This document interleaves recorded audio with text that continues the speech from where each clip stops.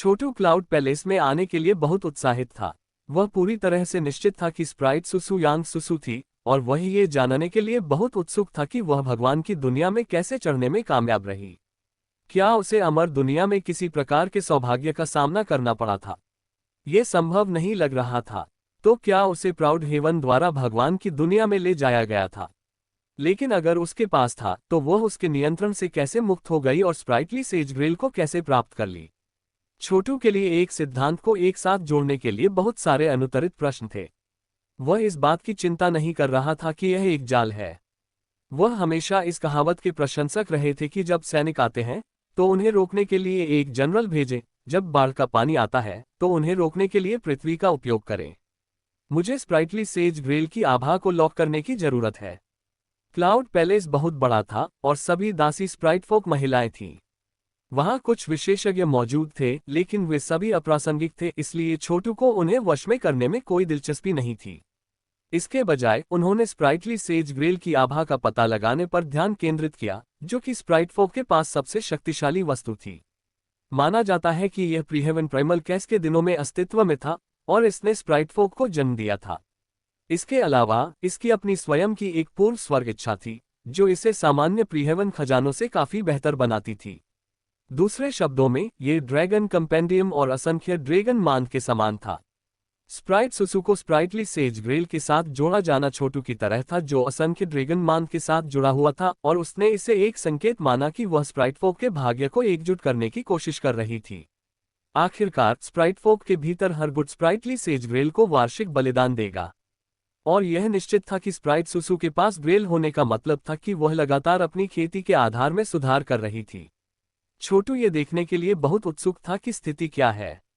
सनसनाहट। आखिरकार वह महल में गहरे एक नाजुक ढंग से सजाए गए शयनकक्ष में पहुंच गया। वहां कोई मौजूद नहीं था। जाहिर है स्प्राइट सुसु को शांत चीजें पसंद थीं। आंखें चमकती हैं। छोटू ने अंदर देखा और बैंगनी वस्त्र पहने एक युवती को देखा। अगर यह यांग सुसु नहीं होता तो ये कौन हो सकता था?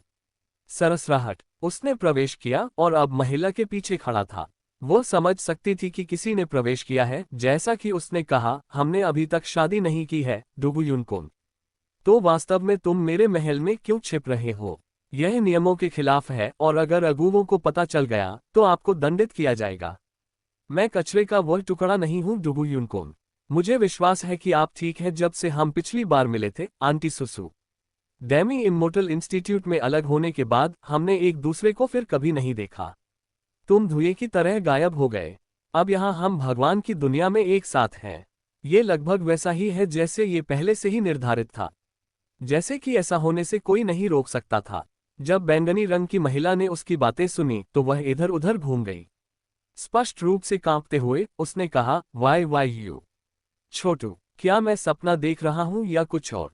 छोटू ने अतीत की तरह बिल्कुल भी नहीं देखा, बहुत सारे परिवर्तनों का अनुभव किया था। लेकिन इस बिंदु पर शारीरिक बनावट बहुत महत्वपूर्ण नहीं थी। जो मायने रखता था वह मन, आत्मा और उपसंरचना थी। यांग सुसु शारीरिक रूप से बहुत अलग दिखती थी। हालांकि अपनी जीवन शक्ति, विचारों और उपसंरचना के संदर्भ में वह वही व्यक्ति थी। उसने आह भरी, ये सही है आंटी सुसु, यह मैं हूँ। हमारे लिए यहाँ मिलना अजीब बात है।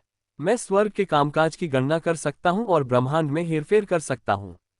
मैं भगवान के राज्य भी बना सकता हूँ, लेकिन मैं कभी भी गणना नहीं कर सकता था कि हम इस तरह मिलेंगे। छोटू, आप। वह इतनी उत्साहित लग रही थी कि वह शब्दों के लिए नुकसान में थी। फिर उसने ऐसा किया जैसे कि आगे झुकना और उसे गले लगाना है, केवल अचानक वापस पकड़ने के लिए। छोटू, ये बहुत खतरनाक जगह है। आप इस तरह के खेती के आधार के साथ अजय के घर में कैसे प्रवेश करेंगे? यांग सुसु ने अपनी खेती को आगे बढ़ाया था, इसलिए पहली चीज जिसके बारे में उसने सोचा वह सुरक्षा का मामला था। घाघ विशेषज्ञों को शांत और एकत्रित आचरण बनाए रखने में सक्षम होने के लिए अपनी सामान्य भावनाओं से छुटकारा पाना पड़ा। चिंता मत करो, मैं जो खेती का आधार प्रकट कर रहा हूं वह नकली है। मैं वास्तव में रद स्तर में आधे रास्ते में कदम रखने के कगार पर हूं। भगवान की दुनिया में कुछ लोग मेरे लिए खतरा हो सकते हैं। उसने एक कदम आगे बढ़ाया और उसे गले लगा लिया, जिससे वह उसकी आभा और आत्मा को और भी गहराई से महसूस कर सका। वह कांप उठी क्योंकि उसने उसे वापस गले लगाया। आपने अपनी साधना का आधार इतना ऊंचा कैसे प्राप्त किया, छोटू? यहाँ क्या हो रहा है? यह एक लंबी कहानी है, आंटी सुसु। तो आपका मानसिक पैमाना और ईश्वरत्व रेटिंग 9 अरब से अधिक है। 10 अरब तक पहुंचने में ज्यादा समय नहीं लगेगा, सिवाय इसके कि ऐसा लगता है कि आप एक अड़चन में फंस गए हैं। अधिक बारीकी से देखने पर छोटू ने देखा कि यांग सुसु भाग्य के साथ स्पंदित है। उसके अंदर ऋषि ग्रेल था, जिसने स्प्राइट फोक द्वारा बलिदान किए गए भाग्य को लगातार अवशोषित कर लिया। हालांकि यह कुछ हद तक कमजोर था, फिर भी यह प्रभावशाली था। हालांकि वह अभी तक इसके साथ पूरी तरह से जुड़ी नहीं थी। दूसरे शब्दों में, अधिकांश भाग्य यांग सुसु के बजाय ऋषि ग्रेल के पास गया। स्प्राइटली ऋषि ग्रेल वास्तव में एक पेड़ जैसा दिखता है, उसने सोचा। इससे भी अधिक आश्चर्य की बात यह है कि उस पेड़ पर स्प्राइट फ्रूट था। उन्हें वर्षों पहले हुई अपनी मुलाकात से याद आया कि स्प्राइट फोक वास्तव में विशाल पेड़ों में रहते थे। अपना हाथ लहराते हुए उसने जल्दी से स्प्राइटली सेज ग्रेल की एक प्रतिकृति बनाई, जिसे उसने यांग सुसु में भेजा। उसी समय उन्होंने कहा, मैं यांग सुसु को ऋषि सम्राट साम्राज्य की वरिष्ठ राजकुमारी के रूप में नियुक्त करने के लिए अपने नाम की शक्ति का आह्वान करता हूँ। घड़घड़ाना। वह एक सुनहरे मुंह और जैद शब्दों के साथ बात करता था, जिससे तुरंत भाग्य की एक धारा उसमें घुस गई। वह कांप उठी और उसके अंदर के ऋषि कंघी बनाने वाले की रेती उसकी जीवन शक्ति और जीन के साथ विलीन हो गई। उस पल में वह ऋषि ग्रेल बन गई और ऋषि ग्रेल उसकी बन गई। वह अब सभी स्प्राइट फोक की पवित्र मां थी। उसी समय उसका मानसिक पैमाना और ईश्वरत्व रेटिंग 10 अरब के स्तर तक पहुंच गई, जिससे वह पुराने समय के ईश्वर स्वामी की तरह बन गई। मुझे विश्वास नहीं हो रहा है कि आपने इस तरह के साम्राज्य की स्थापना की है, छोटू।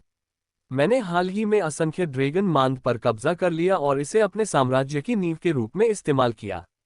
हालांकि ये पूरी तरह से पूर्ण नहीं है। जब मैंने आपकी शादी के बारे में खबर सुनी तो मुझे यहाँ आना पड़ा और स्प्राइट फोक के नेता के रूप में कार्यभार संभालने में आपकी मदद करनी पड़ी। मैं अपने ऋषि सम्राट साम्राज्य के हिस्से के रूप में स्प्राइट फोक चाहता हूँ। यह मुझे यहाँ का चौथा महान राजवंश बना देगा। आखिरकार मैं अन्य 3 को संभाल लूंगा और पूरे भगवान जगत को नियंत्रित करूंगा। अद्भुत, उसने उत्साह से कहा। आप पूरी तरह से अद्भुत हैं। मैं निश्चित रूप से आपकी मदद कर सकता हूं, अब जब मैंने ऋषि कंघी बनाने वाले की रेती के साथ जुड़ गया हूं और एक सफलता हासिल की है। हालांकि कुछ और है जिसमें आपको मेरी मदद करने की जरूरत है। क्या ये डुगु यूनकोंग है? मुझे बस इतना करना है कि स्थिति का ध्यान रखने के लिए उसे अपने अधीन कर ले। दुर्भाग्य से उनकी साधना का आधार बहुत प्रभावशाली है और मुझे नहीं लगता कि मैं अजय के घर के अंदर रहते हुए उस पर काबू पा सकता हूं। यह बाहर होने की जरूरत है। कोई जल्दी नहीं है। अब जब मैंने ये सफलता हासिल कर ली है तो स्प्राइट फोक के बीच मेरा स्थान बहुत ऊंचा होगा। छोटू, इतने पहले हमारे अलग होने के बाद क्या हुआ? मैं सुनने के लिए मर रहा हूँ। ठीक है। वे बिस्तर पर बैठ गए और बातें करने लगे और यह सबसे स्वाभाविक बातचीत थी। उन्होंने डेमी इमोर्टल इंस्टीट्यूट के बारे में सब कुछ बताया, क्राउन प्रिंस को मारना, रिच हरे भरे महाद्वीप को एकजुट करना, हैंगिंग माउंटेन पर जाना, टाइटन एम्परर कॉलेजियम में शामिल होना, अमर दुनिया में चढ़ना, टाइटन सम्राट स्वर्ग तक पहुंचना, भविष्य की दुनिया पर आक्रमण, दाओ डिफेंस लीग का गठन, ग्रेट नेक्रोपोलिस की उपस्थिति, अशुद्ध भूमि पर विजय प्राप्त करना, ईश्वर की दुनिया में चढ़ना, परमेश्वर के आदेश के घर में प्रवेश करना और अन्य सभी चीजें जो वर्तमान बिंदु तक ले गई थीं। उनकी कहानी पहले से ही किंवदंती के सामान की तरह लग रही थी और यांग सुसु उत्साहित और प्रभावित होने से खुद को नहीं रोक सका। वह केवल उसे जानकारी प्रदान करने के लिए ईश्वरीय इच्छा का उपयोग कर सकता था, लेकिन बात करना एक बेहतर विकल्प लग रहा था। और यह एक लंबा समय था जब उसने सिर्फ एक अच्छी बातचीत का आनंद लिया था। यह उन सभी विजय और हत्याओं से एक अच्छा ब्रेक था जो वह आमतौर पर करते थे, और इसने वास्तव में रद स्तर के बारे में कुछ और ज्ञान पैदा किया। उनकी बातचीत पूरे दिन और फिर रात भर चलती रही। जब वह समाप्त हो गया तो उसने कहा, अब आंटी सुसु, मैं उत्सुक हूं कि आप भगवान की दुनिया में कैसे पहुंचे। यह इतना जटिल नहीं है। एक शक्तिशाली शक्ति ने मुझे अमर दुनिया में खींच लिया और एक बार जब मैं वहां पहुंचा तो मुझे एहसास हुआ कि यह गर्वित स्वर्ग था। वह मुझे अपने भगवान सेना सील पर पाने के लिए इस्तेमाल करना चाहता था। हालांकि मुझे कैद करने की कोशिश करने की प्रक्रिया में उसने मेरे अंदर एक सीलिंग के निशान से प्रतिक्रिया को उकसाया। इसने प्रकाश का एक शानदार शाफ्ट भगवान की दुनिया से नीचे गिरा, मुझे पकड़ लिया और मुझे ऊपर खींच लिया।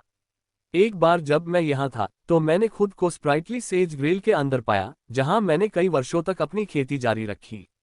जब मैं अंत में बाहर निकला तो मैं स्प्राइट फोक में से था, जिन्होंने मुझे बलिदान की शक्ति को स्वीकार करने के दिव्य अधिकार के साथ एक पवित्र बेटी का नाम दिया। हालांकि यह एक काफी सरल कहानी थी, छोटू ने कुछ महत्वपूर्ण पहलुओं को उठाया। ऐसा लगता है कि आप स्प्राइट फोक आंटी सुसु के बीच एक भाग्यवान व्यक्ति हैं। दुर्भाग्य से, जबकि आपके पास बलिदान का दिव्य अधिकार है, आपके पास आधिकारिक शाही अधिकार नहीं है, इसलिए आप अपने लोगों को एकजुट करने में सक्षम नहीं हैं। यान सुसु एक राजकुमारी और पवित्र बेटी थी। उसे ऋषि कंघी बनाने वाले की रीति का उपयोग करके अपने लोगों के बलिदानों का दोहन करने की क्षमता दी गई थी। हालांकि जिस चीज तक उसकी पहुंच थी वह सबसे कम थी। पूरे इतिहास में आम तौर पर यह ज्ञात था कि शाही अधिकार ईश्वरीय अधिकार से आगे निकल गया था। जिस व्यक्ति के पास शाही अधिकार था वो व्यवहारिक मामलों को संभालता था, जबकि इसके विपरीत ईश्वरीय अधिकार विश्वास से संबंधित था। जब कोई राजवंश बदलता है तो लोगों के पास जीवित रहने के लिए अपने विश्वास को बदलने के अलावा कोई विकल्प नहीं होता है। यान सुसु इतनी जल्दी ईश्वर प्रभुओं के स्तर तक पहुंचने में सक्षम होने का कारण विशेष रूप से स्प्राइटली ऋषि ग्रेल के कारण नहीं था, बल्कि इसलिए कि उसने दिव्य अधिकार धारण किया था। उसके दिव्य अधिकार के कारण उसकी नियति लगातार उसमें बहती रही, जो कि अजय के घर में हजारों भूमि के वायसराय के बराबर थी। उसने कहा, यह पर्याप्त नहीं था। अपने द्वारा खोजे गए लक्ष्यों को प्राप्त करने के लिए उसे दिव्य और शाही अधिकार दोनों की आवश्यकता होगी, संयुक्त और एकजुट। यान सुसु ने भी इसे समझा। उसने भगवान की दुनिया में अपने समय में बहुत कुछ सीखा था। हालांकि उसके साधना के आधार के संदर्भ में उसकी सीमाएं थीं, लेकिन उसे बहुत लाभ हुआ था। और यद्यपि उसने छोटू के रूप में कई जटिल परिस्थितियों का अनुभव नहीं किया था, वह कई चीजों से गुजरी थी। स्प्राइट फोक कई हित समूहों में टूट गए हैं, उसने कहा। इसके अलावा कई साम्राज्य हैं, छोटे राज्यों का उल्लेख नहीं करने के लिए। हर कोई सत्ता और अधिकार के लिए लड़ता है और स्पष्ट रूप से उन सभी को वश में करना असंभव होगा। मेरे और दुगु यूनकोन के बीच यह अरेंज मैरिज कई सम्राटों का काम है। वे सभी पुराने समय के हैं जो नहीं चाहते कि मैं कोई और दिव्य अधिकार इकट्ठा करूं। आप देखिए, ये सब एक बड़ी साजिश है। शादी के बाद वे मुझे ऋषि ग्रेल से वंचित करने का कोई बहाना बनाएंगे। यह एक शाही मुहर की तरह है, इसलिए जिसके पास यह है उसे आधिकारिक शासक माना जाता है। दुर्भाग्य से मेरे पास इन पुराने समय के लोगों का विरोध करने का प्रभाव नहीं है, लेकिन मेरे कुछ वफादार अनुयायी हैं। उदाहरण के लिए, सेना के अधिकांश सदस्य मेरी रक्षा कर रहे हैं। हालांकि उनमें से बाहरी एजेंट भी हैं। उदाहरण के लिए, जिस आदमी को आपने अपने अधीन कर लिया है, स्प्राइट बुयुआन गु राजवंश द्वारा मेरी सेना में रखा गया एक तिल है। ये वास्तव में अच्छा है कि आपने उसे अपने अधीन कर लिया। यह मेरे पक्ष में एक बड़ा कांटा हटा देता है, जो संभावित रूप से घातक है। मुझे पता था कि अच्छा नहीं था, अन्यथा वह पैलेस ऑफ डेस्टिनी की पुजारियों से क्यों मिलता। आपने इस बिंदु तक अच्छा प्रदर्शन किया है, आंटी सुसु। मेरा सुझाव है कि अभी आप उन सभी शिखर पैरामाउंट देवताओं को बुलाएं जो आपके लिए काम करते हैं। हम इस अवसर का उपयोग ये पता लगाने के लिए करेंगे कि कौन वास्तव में आपके प्रति वफादार है और कौन एजेंट है। अगर हम घर को थोड़ा भी साफ नहीं करते हैं तो ये बाद में आपदा का कारण बनने वाला है। लेकिन हम वास्तव में ये कैसे करते हैं? वह जानती थी कि छोटू को राष्ट्रीय मामलों को चलाने का बहुत अनुभव है, और यद्यपि वह लंबे समय से अधिक अधिकार हासिल करने की उम्मीद कर रही थी, वह इसे खींचने के लिए बहुत कमजोर थी।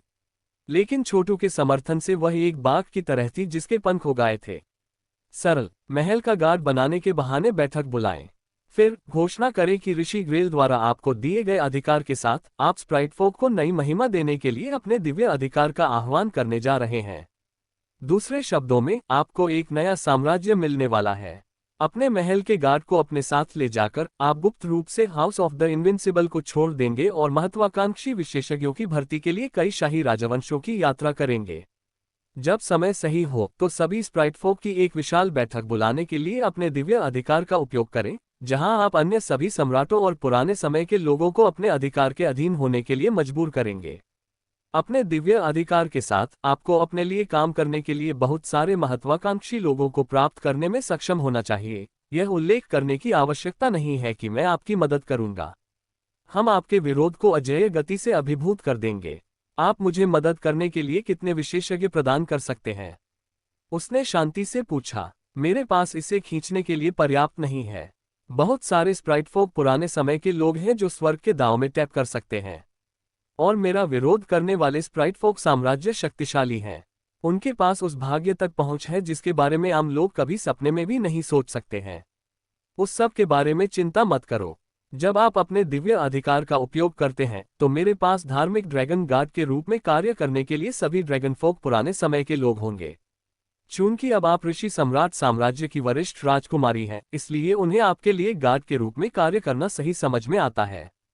ठीक है, मैं अभी बैठक बुलाऊंगा। ठीक है। यांग सुसु के क्लाउड पैलेस के मुख्य हॉल में से एक में प्रवेश करते ही घंटियां बजी, जिसके बाद सैनिक अंदर घुस गए।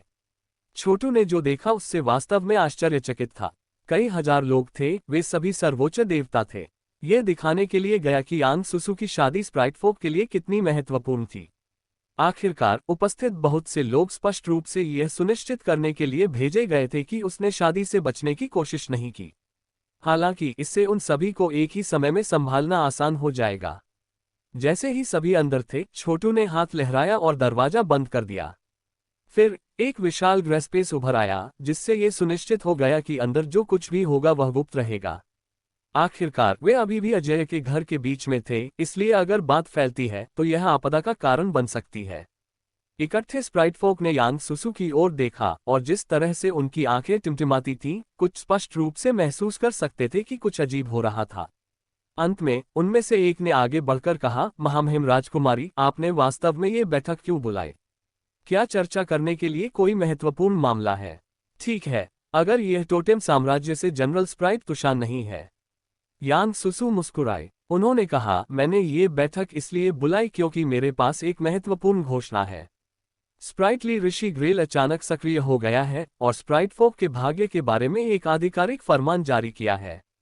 क्या स्प्राइट फोक का भाग्य? क्या ऐसा भी हो सकता है? क्या बकवास चल रहा है? इसे नीचे रखो। राजकुमारी आधिकारिक फरमान की व्याख्या करने जा रही है। आपके लिए इतनी जोर से बात करना पूरी तरह से अनुचित है। यांग सुसु की घोषणा ने पहले ही एक बड़ी हलचल पैदा कर दी थी और छोटू पहले से ही यह पहचानना शुरू कर रहा था कि कौन वफादार था और कौन तिल था। चुप सब लोग, विज। यांग सुसु ने हॉल को शांत करने के लिए एक विशेष आवाज तकनीक का इस्तेमाल किया। जब ऐसा हुआ तो मौजूद दो विशेषज्ञ, जो पूरे समय आंखें बंद करके वहां खड़े थे, अचानक ऊपर देखा। राजकुमारी, आपका मानसिक पैमाना 10 अरब तक पहुंच गया है। उन दोनों, साथ ही जिस आदमी को यांग सुसु ने अभी अभी संबोधित किया था, सभी के पास 10 अरब के मानसिक पैमाने थे। वे स्प्राइट फोक के बीच बहुत महत्वपूर्ण लोग थे और यांग सुसु की रक्षा करने वाली सेना के कमांडिंग अधिकारी थे। तीनों चमकीले लाल कवच पहने हुए थे, लाल लबादे और लंबे पतवार के साथ। वे सभी अपने हाथों में राजदंड पकड़े हुए थे और ऊर्जा क्षेत्रों से घिरे हुए थे। जाहिर है, वे ही थे जिनके पास यांग सुसु की निगरानी के कार्य पर प्राथमिक अधिकार था। उसने छोटू को उनके बारे में पहले ही बता दिया था। उनके नाम स्प्राइट तुशान, स्प्राइट झांगंग और स्प्राइट गुफेंग थे। वे शक्तिशाली साम्राज्यों के पुराने समय के थे, जो एक दूसरे के साथ मतभेद होने के बावजूद यांग सुसु को नियंत्रण में रखने और उसे अपने प्रभाव का विस्तार करने और शाही अधिकार को जब्त करने से रोकने के अपने संकल्प में एकजुट थे।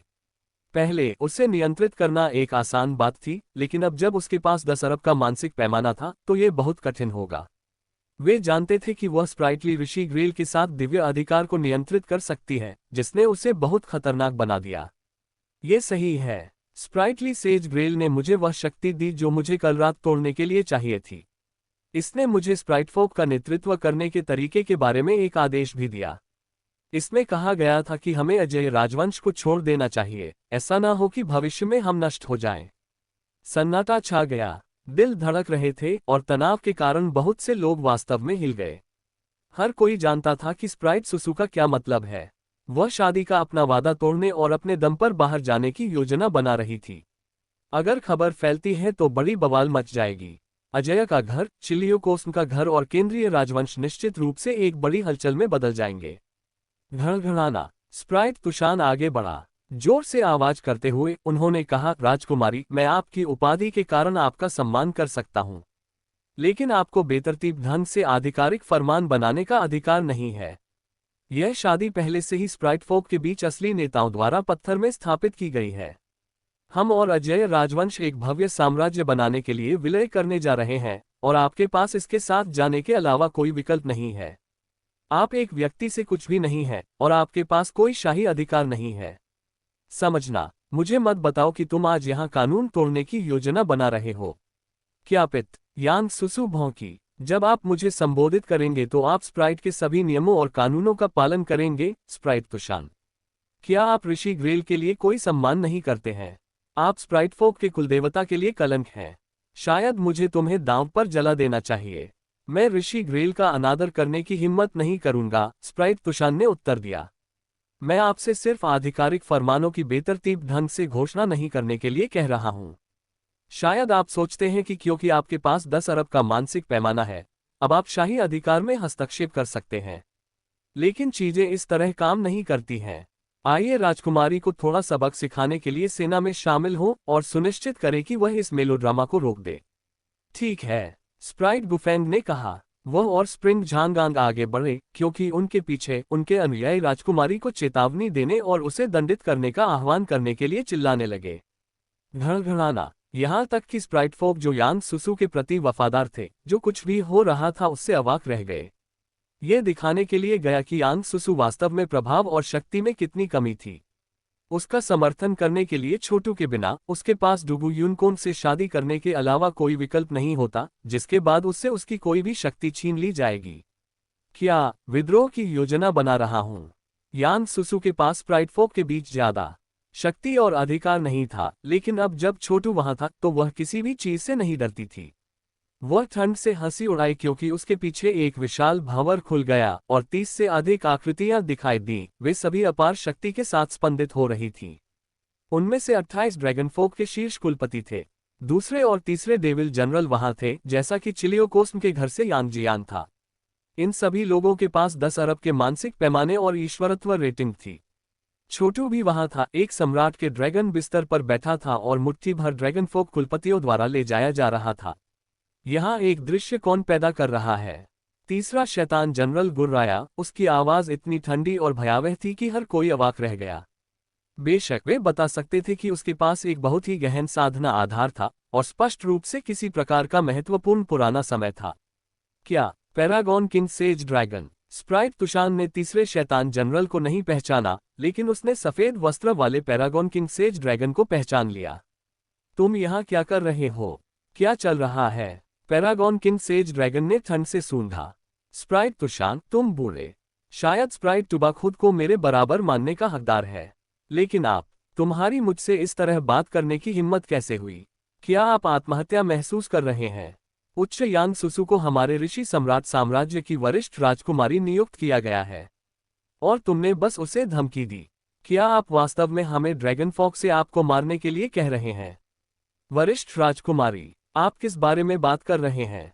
यहाँ क्या हो रहा है? हर कोई चौंक गया और किसी ने कोई कार्रवाई करने की हिम्मत नहीं की। ये सभी लोग स्प्राइट फोक के शीर्ष विशेषज्ञ थे और वे अंतिम तक अनुभवी और जानकार थे। वे देख सकते थे कि यहाँ 30 से अधिक ड्रैगन फोक पुराने समय के लोग थे और उनके द्वारा निकाली गई आभा किसी को भी अपनी आत्मा तक ठंडा करने के लिए पर्याप्त थी। कोई भी गलत काम नहीं करना चाहता था और लड़ाई छिड़ना चाहता था। थर्ड डेविल जनरल, मैडम, क्या आप कृपया समझा सकती हैं? पैरागॉन किंग ऋषि ड्रैगन ने कहा। ठीक है, तीसरे शैतान जनरल ने सिर हिलाते हुए कहा। हालांकि जब स्प्राइट तुशान ने नाम सुना तो वह बोला, तीसरा शैतान जनरल। शैतान ड्रैगन के कुलपति जिसे गॉडमेमथ के राजा द्वारा मुहरबंद कर दिया गया था। वह तीसरा शैतान जनरल, वह तुम हो। आप कैसे बाहर निकले? तुम मरे नहीं हो। मुझे लगा कि आपकी कहानी सिर्फ एक किंवदंती थी। देवियों और सज्जनों, मुझे समझाने की अनुमति दें, तीसरे शैतान जनरल ने जोर से कहा। उन्होंने कहा, आज हमारे असीम, पैरागॉनिक, दिव्य और परम नेता महामहिम छोटू ने हमारा नेतृत्व किया, जिन्होंने हमें एक शानदार और भव्य साम्राज्य में एकजुट किया। ड्रैगन फोक के सभी कुलपति अब उसके लिए काम करते हैं। जहां तक आपकी राजकुमारी स्प्राइट सुसु की बात है, वह महामहिम छोटू की चाची थी जब वे अशुद्ध भूमि में एक साथ थे, और अब उसने उसे अपने ऋषि सम्राट साम्राज्य की वरिष्ठ राजकुमारी के रूप में नियुक्त किया है। हम यहाँ वरिष्ठ राजकुमारी की सेना से किसी भी विद्रोही को शुद्ध करने के लिए आए हैं, और उस प्रयास के पहले भाग में knights of the god shrine की स्थापना शामिल है। आप यहाँ शूरवीरों का पहला समूह बनने जा रहे हैं। समझना, जो कोई भी विरोध करने का साहस करेगा उसे तुरंत मार डाला जाएगा। कोई दूसरा विकल्प नहीं है। महामहिम सम्राट, सभी ने ड्रैगन बेड पर बैठे छोटू को देखा, जो बिना हिल रहा था लेकिन एक विशाल भव्यता का उत्सर्जन कर रहा था। और वे मदद नहीं कर सकते थे, लेकिन ड्रैगन फोक कुलपतियों के चेहरों पर पवित्र अभिव्यक्ति को नोटिस कर सकते थे, जिन्होंने बिस्तर को ऊपर रखा था। ये व्यक्ति कौन है? तीसरा शैतान जनरल उसके लिए काम करता है। स्प्राइट फोक सभी सोच रहे थे कि वास्तव में क्या हो रहा है, लेकिन उनमें से किसी ने भी अभी तक कुछ भी करने की हिम्मत नहीं की। वास्तव में उनमें से कोई भी बात नहीं करता था। वे जानते थे कि कई ड्रैगन फोक मानव मांस का सेवन करने का आनंद लेते हैं। वास्तव में कुछ ऐसे अवसर आए थे जब ड्रैगन मनुष्यों के पूरे राज्यों को खा जाते थे। यह एक भयानक चीज थी जो शैतानों के दांव से थोड़ी अलग थी। ड्रैगन फोक कभी एकजुट नहीं हुए थे और हमेशा आपस में लड़ते थे। लेकिन जाहिर है किसी बेहद शक्तिशाली व्यक्ति ने आखिरकार उन्हें नियंत्रण में ला दिया था। और वह एक भयानक और खतरनाक बात थी। हर कोई पहले ही इस निष्कर्ष पर पहुंच चुका था कि एक नया राजवंश बन गया है। जब स्प्राइट तुशान, स्प्राइट गुफेंग और स्प्राइट झांगन को एहसास हुआ कि क्या हो रहा है, तो वे चौंक गए। वे जानते थे कि स्प्राइट सुसु ने एक बहुत बड़ा समर्थक हासिल कर लिया था। कोई इतना शक्तिशाली था कि वह अब डुगु युनकोन के साथ शादी रद्द कर सकती थी। इसके अलावा वह अब इतनी मजबूत थी कि वह शायद सभी स्प्राइट फोक पर नियंत्रण कर सकती थी। और अगर उन्होंने वापस लड़ने की कोशिश की तो उन्हें टुकड़े टुकड़े कर दिया जाएगा। अपनी उंगली हिलाते हुए छोटू ने कहा, तुम तीनों अपने घुटनों पर बैठ जाओ और बपतिस्मा लेने के लिए तैयार हो जाओ।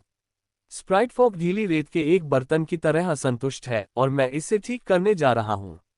मैं भगवान की दुनिया में चौथा राजवंश बना रहा हूँ और आप स्प्राइट फोक मेरे साम्राज्य के संगठित धर्म का नेतृत्व करने जा रहे हैं।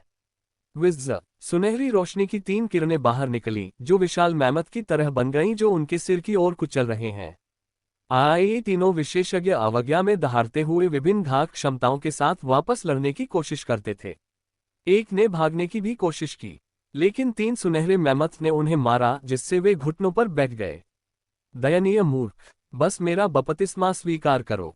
छोटू से सुनहरी रोशनी बह रही थी, जिससे तीनों विशेषज्ञों को खुद को इतना नीचे झुकने के लिए मजबूर होना पड़ा कि वे जमीन पर मेंढकों की तरह दिखते थे। वे पागलपन के साथ जैसे हिल रहे थे। एक पल बाद वे शांत हो गए और अपने घुटनों पर चढ़ गए। मिलॉर्ड, हम आपके किसी भी आदेश का पालन करने के लिए यहाँ हैं। हम इसके द्वारा वरिष्ठ राजकुमारी के लिए अपने जीवन की प्रतिज्ञा करते हैं और उसके दिव्य अधिकार के लिए प्रस्तुत किसी भी बाधा को दूर करेंगे। दूसरे स्प्राइट फोक की ओर मुड़ते हुए वे चिल्लाए, आप में से बाकी अपने घुटनों पर बैठ जाओ। बाकी स्प्राइट फोक शर्मिंदा थे और पूरी तरह से नुकसान में थे, लेकिन वे जानते थे कि वे सेना के 3 नेताओं की अवहेलना नहीं कर सकते, इसलिए वे बिना शब्द के अपने घुटनों पर गिर गए। छोटू ने अपना हाथ लहराया, उन सभी को वश में करने के लिए सुनहरी रोशनी भेजी। फिर भी उन्होंने बिना किसी खून बहाए जीत हासिल की थी। टेलीपोर्टेशन पोर्टल, स्वर्ग और पृथ्वी को खा जाओ। घड़घड़ाना। छोटू ने गहरी सांस ली और उपस्थित सभी लोगों ने काला देखा, क्योंकि वे अंदर चूसे हुए थे। एक क्षण बाद वे असंख्य ड्रैगन मांद में एक मामूली देवता की दुनिया में थे। असंख्य ड्रैगन मांद स्वयं धीरे धीरे एक मामूली देवता की दुनिया में परिवर्तित हो रही थी, और हरे भरे पहाड़ों और नदियों, अस्तित्व के कई विमानों और संपन्न जीवन शक्ति से भरी हुई थी। उपस्थित सभी लोगों को एहसास हुआ कि यह ऋषि सम्राट साम्राज्य था, एक उभरती हुई शक्ति जिसे रोका नहीं जा सकता था। सुसु, छोटू ने कहा, भगवान के इन शूरवीरों को व्यवस्थित करें, जैसा कि आप फिर देखते हैं। फिर रैंक में जोड़ने के लिए कुछ ड्रैगन फोक विशेषज्ञों को चुनें। एक बार जब आप तैयार हो जाएं, तो स्प्राइट फोक राज्यों में जाएं और अपने पक्ष में और अधिक विशेषज्ञों को इकट्ठा करना शुरू करें। ठीक है। इस बीच बड़ी सेना क्लाउड पैलेस के बाहर रही। उन्हें साथ ले जाने से अजय के घर का संदेह आकर्षित होता, इसलिए उसने उन्हें अभी के लिए अकेला छोड़ दिया। छोटू के पक्ष में स्प्राइट फोक के साथ उसके पास निश्चित रूप से खुद को चौथा राजवंश मानने के लिए पर्याप्त मजबूत बल था। उनका भाग्य मोटे तौर पर ड्रैगन फोक के समान स्तर पर था, और नया जोड़ इतना विशाल था कि इससे तुरंत उसकी साधना के आधार को लाभ हुआ। वह किस स्तर तक पहुंचेगा?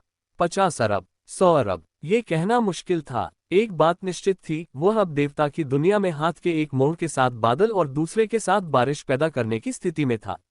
दूसरे शब्दों में, उनकी खेती के स्तर में सुधार करना पीने के पानी जितना आसान था। गॉड श्राइन के शूरवीरों ने तेजी से अपनी संख्या 10 गुना बढ़ा दी। 28 ड्रैगन कुलपतियों के साथ उन्होंने रैंक बनाए और असंख्य ड्रैगन मांद को छोड़ दिया। छोटू, मैं स्प्राइटली गॉड टेम्पल की ओर जा रहा हूँ, जहाँ मैं स्प्राइटली सेज ग्रिल से जुड़ा हूँ। मंदिर पर नियंत्रण करने के बाद मैं अपनी घोषणा करूंगा और सभी महत्वपूर्ण लोगों को एक बैठक में बुलाऊंगा। ऐसा करना सांप को चौंकाने के लिए घास को पीटना होगा, छोटू ने कहा। इसके बजाय कुछ चुनिंदा लक्ष्यीकरण करें और कुछ साम्राज्यों को अपने अधीन करें। शुरुआत उनके नेताओं से करें, फिर अपनी बैठक करें और इसमें आपकी गति होगी। इसे दूसरे तरीके से करने से लड़ाई होगी जिससे भाग्य को नुकसान होगा। इससे भी बेहतर हम जिम्मेदारियों को विभाजित क्यों नहीं करते।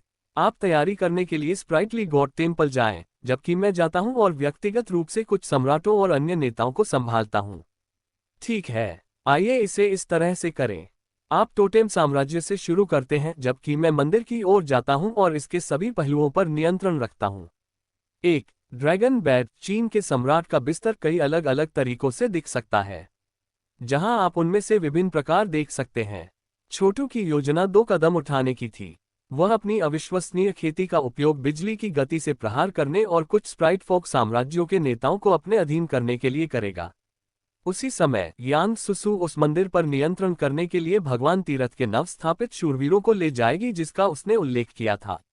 जब तक उसने अपनी बैठक बुलाई तब तक उसके पास पहले से ही कुछ साम्राज्य उसके पूर्ण नियंत्रण में होंगे। स्प्राइट फोक असंख्य थे और उनके पास अनगिनत साम्राज्य थे। वास्तव में वे जनसंख्या के मामले में ड्रैगन फोक से बड़े थे। ड्रैगन फोक की इतनी अविश्वसनीय नियति का एकमात्र कारण ये था कि उस संबंध में एक ड्रैगन 10,000 मनुष्यों के बराबर था। यही कारण था कि सभी स्प्राइट फोक राष्ट्रों पर विजय प्राप्त करना कोई आसान काम नहीं होगा। इसे शुद्ध बल के साथ करने में बहुत समय लगेगा। यही कारण था कि वह अधिक लोगों को अपने पक्ष में लाने के लिए यांग सुसु के दिव्य अधिकार का लाभ उठाना चाहता था। लोगों को जीतने का सबसे अच्छा तरीका उन्हें जबरदस्ती वश में करना नहीं था, बल्कि उन्हें स्वेच्छा से शामिल करना था। छोटू को स्प्राइट फोक की कुल आबादी का कोई अंदाजा नहीं था, लेकिन वह जानता था कि वे पूरे भगवान जगत में बिखरे हुए थे। एक एक करके उन्हें अपने अधीन करना बहुत अवास्तविक था, लेकिन अगर वह स्प्राइटली ऋषि ग्रेल की विश्वास शक्ति के आधार पर दैवीय अधिकार के साथ एक भव्य साम्राज्य स्थापित कर सकता है, तो वे इसमें झुंड में आएंगे। स्प्राइट फोक वास्तव में इंसान थे और उनमें बहुत संभावनाएं थीं। उनकी विशाल संख्या ने सुनिश्चित किया कि उन पर शासन करना मुश्किल होगा, लेकिन अगर उनके पास काम करने के लिए कुछ शक्तिशाली साम्राज्यों की नियति होती तो यह चीजों को बहुत आसान बना देगा। अभी उनके पास 10 मिलियन ऋषि सम्राट मजिस्ट्रेट थे, जो पर्याप्त नहीं होगा। वह और अधिक चाहता था, 100 मिलियन। इतने सारे के साथ वह कम से कम कुछ प्रयास के साथ हाउस ऑफ द इनविंसिबल जैसे बड़े संगठन का प्रबंधन कर सकता था। चीजों को पूरी तरह से सुचारू रूप से चलाने के लिए उन्हें 3 या 400 मिलियन की आवश्यकता होगी। और अगर वह चाहता था कि भाग्य बिल्कुल शुद्ध और स्पष्ट हो, तो इसके लिए 1 अरब की आवश्यकता होगी। उसके पास जितने अधिक ऋषि सम्राट मजिस्ट्रेट होंगे उतना अच्छा होगा। देखो छोटू, वह स्प्राइटली गॉड टेम्पल है। मैं वहां शूरवीरों का नेतृत्व करूंगा। सबसे शक्तिशाली स्प्राइट फोक साम्राज्यों की यात्रा करने के लिए मैंने आपको जो मानचित्रें दी हैं उनका उपयोग करें। मैं बाकी सब कुछ संभालूंगा। यांग सुसु ने एक शासक के तरीके से बात की। भगवान की दुनिया में आने के बाद उसने स्पष्ट रूप से बहुत कुछ अनुभव किया था और किया था। छोटू ने मंदिर की ओर देखा और पाया कि यह विशाल पेड़ों से भरी इमारतों का एक परिसर था जो स्प्राइट फोक का ट्रेडमार्क था। और स्प्राइट फोक की धाराएं मंदिर में चली गईं, जहां वे बलिदान और पूजा करेंगे। यह एक अद्भुत स्थान था। हर 100 साल में अनगिनत स्प्राइट फोक एक सामूहिक तीर्थयात्रा में इसकी यात्रा करेंगे। भाग्य के रूप में ये सिर्फ एक ऐसा वर्ष था। मैं स्प्राइट फोक के बहुत सारे रहस्यों को जानता हूं, छोटू ने कहा। इसलिए उन्हें वश में करना बहुत मुश्किल नहीं होगा। तुम यहां मंदिर में अपना काम करो और मेरे संकेत की प्रतीक्षा करो। जब समय सही हो तो स्प्राइटली ऋषि ग्रेल की शक्ति को उजागर करें। ग्रेल इतना शक्तिशाली था कि इससे कोई फर्क नहीं पड़ता था कि देवता की दुनिया में स्प्राइट फोक पेड़ कहाँ स्थित थे, यह उनसे जुड़ सकता था और वहां के स्प्राइट फोक को मंदिर में आने का आग्रह कर सकता था। यहां तक कि शक्तिशाली विशेषज्ञ भी थे जो यहां टेलीपोर्ट करने के लिए पेड़ों की शक्ति का उपयोग कर सकते थे। यही एक कारण था कि स्प्राइटली सेज ग्रेल इतनी प्रतिष्ठित वस्तु थी। यदि यह इस तथ्य के लिए नहीं होता कि यांग सुसु के पास एक शक्तिशाली खेती का आधार था, तो अन्य स्प्राइट फोक निश्चित रूप से इसे पहले ही उससे छीन लेते। वह अब एक ऐसी शख्सियत थी जिसका अधिकांश स्प्राइट फोक अनादर करने की हिम्मत नहीं करेंगे। दूसरी ओर उसे नियंत्रित करना एक प्रतीक को नियंत्रित करना था जो अपार शक्ति की ओर ले जाएगा। सनसनाहट, सनसनाहट, सनसनाहट। यांग सुसु और छोटू अलग हो गए। जैसे ही वह उड़ान भर गया, उसने उन मानचित्रों का संदर्भ दिया जिन्हें उन्होंने याद किया था और एक विशाल महाद्वीप की पहचान की जिस पर एक विशाल साम्राज्य का निर्माण किया गया था। भगवान की दुनिया में घूमना उसके लिए आसान था। ऐसी दूरियां थीं जिन्हें सामान्य पैरामाउंट देवताओं को उड़ान के माध्यम से फैलाने में हजारों साल लगेंगे, लेकिन वह पलक झपकते ही पार कर सकता था। यह असंख्य वर्ल्ड्स ग्रेटर टेलीपोर्टेशन और क्लेश पंखों के साथ एक उच्च खेती के आधार के संयोजन का परिणाम था। जहां तक उनकी लड़ाई की क्षमता का सवाल है, वह पहले से ही प्राचीन ईश्वर भगवान के चरम पर थे। बेशक भविष्य की सफलताएं केवल अधिक से अधिक कठिन होती जाएंगी। तो ये टोटेम साम्राज्य है।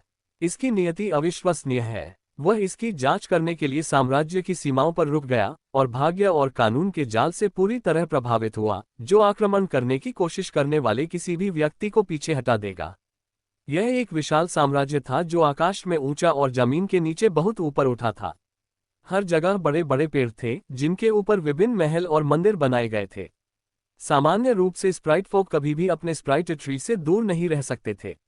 वे उन पेड़ों के नीचे पैदा हुए थे और उनकी जीवन शक्ति जीवन भर इससे जुड़ी रहेगी। और पेड़ों पर उगने वाले स्प्राइट फल उनके लिए पवित्र फल थे। जिस ऊंचाई तक एक स्प्राइट ट्री बढ़ता था, वह इस बात का प्रतिबिंब था कि उसके स्प्राइट फोक ने कितनी शक्ति और प्रभाव डाला। कुछ पेड़ इतने विशाल थे कि वे हवा में लाखों किलोमीटर तक फैले हुए थे। कुछ लोग शून्य में भी गहराई तक पहुंच गए। भगवान की दुनिया का आकाश अराजक महत्वपूर्ण ऊर्जा और घातक हत्या ऊर्जाओं से भरा हुआ था, लेकिन स्प्राइट ट्रीज में एक जन्मजात शक्ति थी जो इस तरह के खतरे से रक्षा कर सकती थी। वास्तव में पेड़ उन अराजक ऊर्जाओं को अवशोषित कर सकते हैं और उन्हें पेड़ों में रहने वाले स्प्राइट फोक की खेती के आधारों के लिए फायदेमंद चीज में परिवर्तित कर सकते हैं। पेड़ प्राकृतिक रूप से बने शहरों या महल की तरह थे। उनके लिए एक साम्राज्य में इकट्ठा होना वास्तव में दुर्लभ था, क्योंकि प्रत्येक पेड़ अपनी खुद की एक दुनिया थी। हालांकि वे अस्तित्व में थे और जब वे एक साम्राज्य में इकट्ठे होते थे तो हमेशा आम लोग और उच्च स्तरीय नेता होते थे। सबसे पहले छोटू को चारों ओर देखने में कुछ समय लगा। नियति अविश्वसनीय रूप से मजबूत थी। ड्रैगनफोक साम्राज्यों की किसी भी चीज की तुलना में कहीं अधिक सघन थी। ड्रैगनफोक की नियति हमेशा अराजक और बिखरी हुई थी, जबकि यह नियति सूरज की तरह जलती थी। ये निश्चित रूप से नीचा देखने के लिए कुछ भी नहीं था। कुछ बुनियादी गणनाओं के बाद छोटू इस निष्कर्ष पर पहुंचे कि इस साम्राज्य की नियति अजय के घर में 3 या 400 मिलियन भूमि के बराबर थी। यह कोई आश्चर्य की बात नहीं थी कि अजय राजवंश स्प्राइट फोक को अपने पक्ष में करने की संभावना पर लार टपका रहा था। भाग्य में वृद्धि बहुत अधिक होगी। यदि एक साम्राज्य के पास अजय के घर में 3 या 400 मिलियन भूमि के बराबर नियति थी और वे कुछ अन्य छोटे राष्ट्रों के साथ ऐसे कुछ साम्राज्य प्राप्त कर सकते थे, तो वे अरबों या यहाँ तक कि पहले की तुलना में अरबों गुना अधिक भाग्य प्राप्त कर सकते थे। छोटू भी प्रत्याशा में अपने होठों को चाटने से खुद को नहीं रोक सका। अपने प्रभु की आंख का उपयोग करते हुए उन्होंने यहाँ के समाज की संरचना की जांच की और इसके भाग्य परिवर्तनों का विश्लेषण किया। टोटेम साम्राज्य पर एक ही राजवंश का शासन था और यद्यपि यह स्थान बहुत व्यवस्थित था, स्पष्ट रूप से ऐसे स्थान थे जहां भाग्य कमजोर था और इसमें सुधार किया जा सकता था। वह ये भी देख सकता था कि यह अजय के घर की नियति से जुड़ा था। जाहिर है इस साम्राज्य ने उन्हें ईमानदारी का भुगतान किया। हाउस ऑफ द इनविंसिबल की ओर जाने वाले कई टेलीपोर्टेशन पोर्टल भी थे जिनका उपयोग व्यवसाय करने के लिए किया जाता था, और व्यापार स्पष्ट रूप से फल फूल रहा था। यदि और कुछ नहीं तो दुर्लभ स्प्राइट फ्रूट अत्यधिक लाभ का स्रोत थे। स्प्राइट फ्रूट का उपयोग औषधीय गोलियों को गढ़ने के लिए किया जा सकता है या उपकरण फोजिंग में सामग्री के रूप में। यद्यपि स्प्राइट फोक के पास अपने पवित्र फल के संबंध में नियम थे, हाल के वर्षों में नियम बदल गए थे, अगर जीवित रहने के अलावा कोई अन्य कारण नहीं था। भाग्य की जांच करने के बाद छोटू देख सकता था कि यहाँ के पुराने लोग यांग सुसु से छुटकारा क्यों पाना चाहते थे। इसका मतलब ये होगा कि वे अजय के घर से और भी अधिक लाभ उठा सकते हैं। वे निश्चित रूप से बहुत महत्वाकांक्षी थे। वे सिर्फ अपने फायदे के लिए आंटी सुसु का उपयोग करना चाहते हैं, छोटू ने सोचा। मैं इसके लिए उन्हें माफ नहीं करने जा रहा हूं। उसने कहा, इस सम्राट की साधना का आधार पैरागॉन किंग सेज ड्रैगन से कमजोर नहीं है और वह अपने साम्राज्य की गहराई में छिपा हुआ है। उसे वश में करना आसान नहीं होगा। मुझे एक अच्छी योजना के साथ आना होगा। यह मिशन बहुत कठिन होने वाला था। एक बात के लिए उसने असंख्य ड्रैगन मांद में पैरागॉन किंग सेज ड्रैगन को अपने अधीन कर लिया था, जहां छोटू ने प्राकृतिक नियमों को नियंत्रित किया था। ये वास्तव में मांद के बाहर बहुत अधिक कठिन होता। एक दूसरा कारण ये था कि छोटू ने पैरागॉन किंग ऋषि ड्रैगन के राज्य को कुचल दिया था, जिससे वह अपने भाग्य का दोहन करने में असमर्थ हो गया था। यहाँ टोटेम साम्राज्य में यह अलग होने वाला था। 20 अरब के स्तर में संख्या वाला व्यक्ति, साथ ही उनका समर्थन करने के लिए एक साम्राज्य की शक्ति, छोटू के हमले को दूर कर सकता है। वह सैद्धांतिक रूप से साम्राज्य को नष्ट कर सकता था, लेकिन वह झुलसी हुई धरती के एक टुकड़े पर कब्जा नहीं करना चाहता था। मुझे ये पहचानने की जरूरत है कि भाग्य कहाँ मिल रहा है, छोटू ने सोचा। कुछ खोज करने के बाद उसे वह मिला जिसकी उसे तलाश थी। यह एक अतुलनीय रूप से विशाल पेड़ था जो इतना ऊंचा था कि इसे मापना लगभग असंभव था। और यह विशाल इमारतों से ढका हुआ था जो एक सम्राट की ऊर्जा से स्पंदित हो रहे थे। यह शाही महल होना था। महल के बीच में एक स्थान था जहां भाग्य के भंवर इतने मजबूत थे और कानून का जाल इतना घना था कि जो कोई भी प्रवेश करने की कोशिश करता था वह तुरंत मार दिया जाता था। शुक्र है छोटू ने स्प्राइट तुशान को अपने अधीन कर लिया था, इस प्रकार इस जगह की कुछ नियति प्राप्त कर ली थी। इसके साथ वह खुद को स्प्राइट फोक जनरल के रूप में पेश कर सकता था। इस प्रकार प्रच्छन्न वह बिना किसी दुष्प्रभाव के साम्राज्य में प्रवेश कर गया। एक साधारण व्यक्ति जिसने ऐसा करने की कोशिश की, यहाँ तक कि 10 अरब के मानसिक पैमाने वाला कोई व्यक्ति आक्रमण अलार्म को ट्रिगर करेगा और कुचलने वाले दबाव से पीड़ित होगा। लेकिन छोटू नहीं। जैसे ही वह शाही महल के पास पहुंचा, उसने स्वर्गीय कामकाज की गणना प्रणालियों को आकर्षित किया जो उसके दिमाग में बनाई गई थी। उनका उपयोग भाग्य और कानून के जाल का विश्लेषण करने के लिए किया गया था। उन्होंने उनकी गहराई और कमजोरियों का आकलन किया और यहाँ तक कि खुद को मजबूत करने के लिए भाग्य का थोड़ा सा दोहन भी किया। यहाँ की नियति अजय राजवंश की तुलना में कमजोर नहीं थी, लेकिन छोटू के साधना आधार को देखते हुए उसके लिए छिपे रहना एक आसान काम था। सरसराहट। जल्द ही वह बिना पता लगाए महल के अंदर था और उसके हाथ में स्प्राइटली ऋषि ग्रेल की एक छोटी सी प्रतिकृति थी। वह उसका तुरुप का पत्ता था। यांग सुसु की कब्र से परिचित होने के बाद उन्होंने एक प्रति बनाने के लिए अपनी बढ़ती छोटी देवता दुनिया में प्रीहेवन विस्फोटों का उपयोग किया था। इसके साथ वह स्प्राइट फोक पर अत्यधिक नियंत्रण रख सकता था। इस तरह की संपत्ति के बिना वह कभी भी सम्राट को वश में करने की कोशिश करने के लिए इस साम्राज्य में नहीं टहलता। अत्यंत सावधानी बरतते हुए उन्होंने पेड़ के बीच में जाने के लिए जीवन मृत्यु शून्य विनाश ईश्वर बिजली का उपयोग किया। यहाँ पहरे पर अनगिनत सैनिक थे, साथ ही कई मंत्र संरचनाएं भी थीं जो वास्तव में ड्रैगन फोक के बीच देखी गई किसी भी चीज से आगे निकल गई थीं। ड्रैगन व्यक्तिगत स्तर पर अविश्वसनीय रूप से मजबूत थे, लेकिन वे चीजों के निर्माण में अच्छे नहीं थे। वे विशेष रूप से गोली गढ़ने या उपकरण फोर्जिंग में भी कुशल नहीं थे।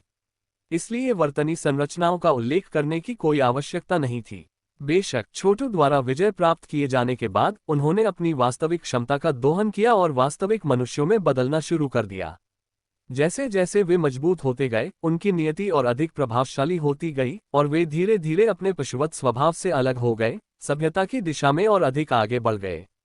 कुछ अर्थों में छोटू ने ड्रैगन फोक पर विजय प्राप्त नहीं की थी, लेकिन उन्हें बचा लिया था।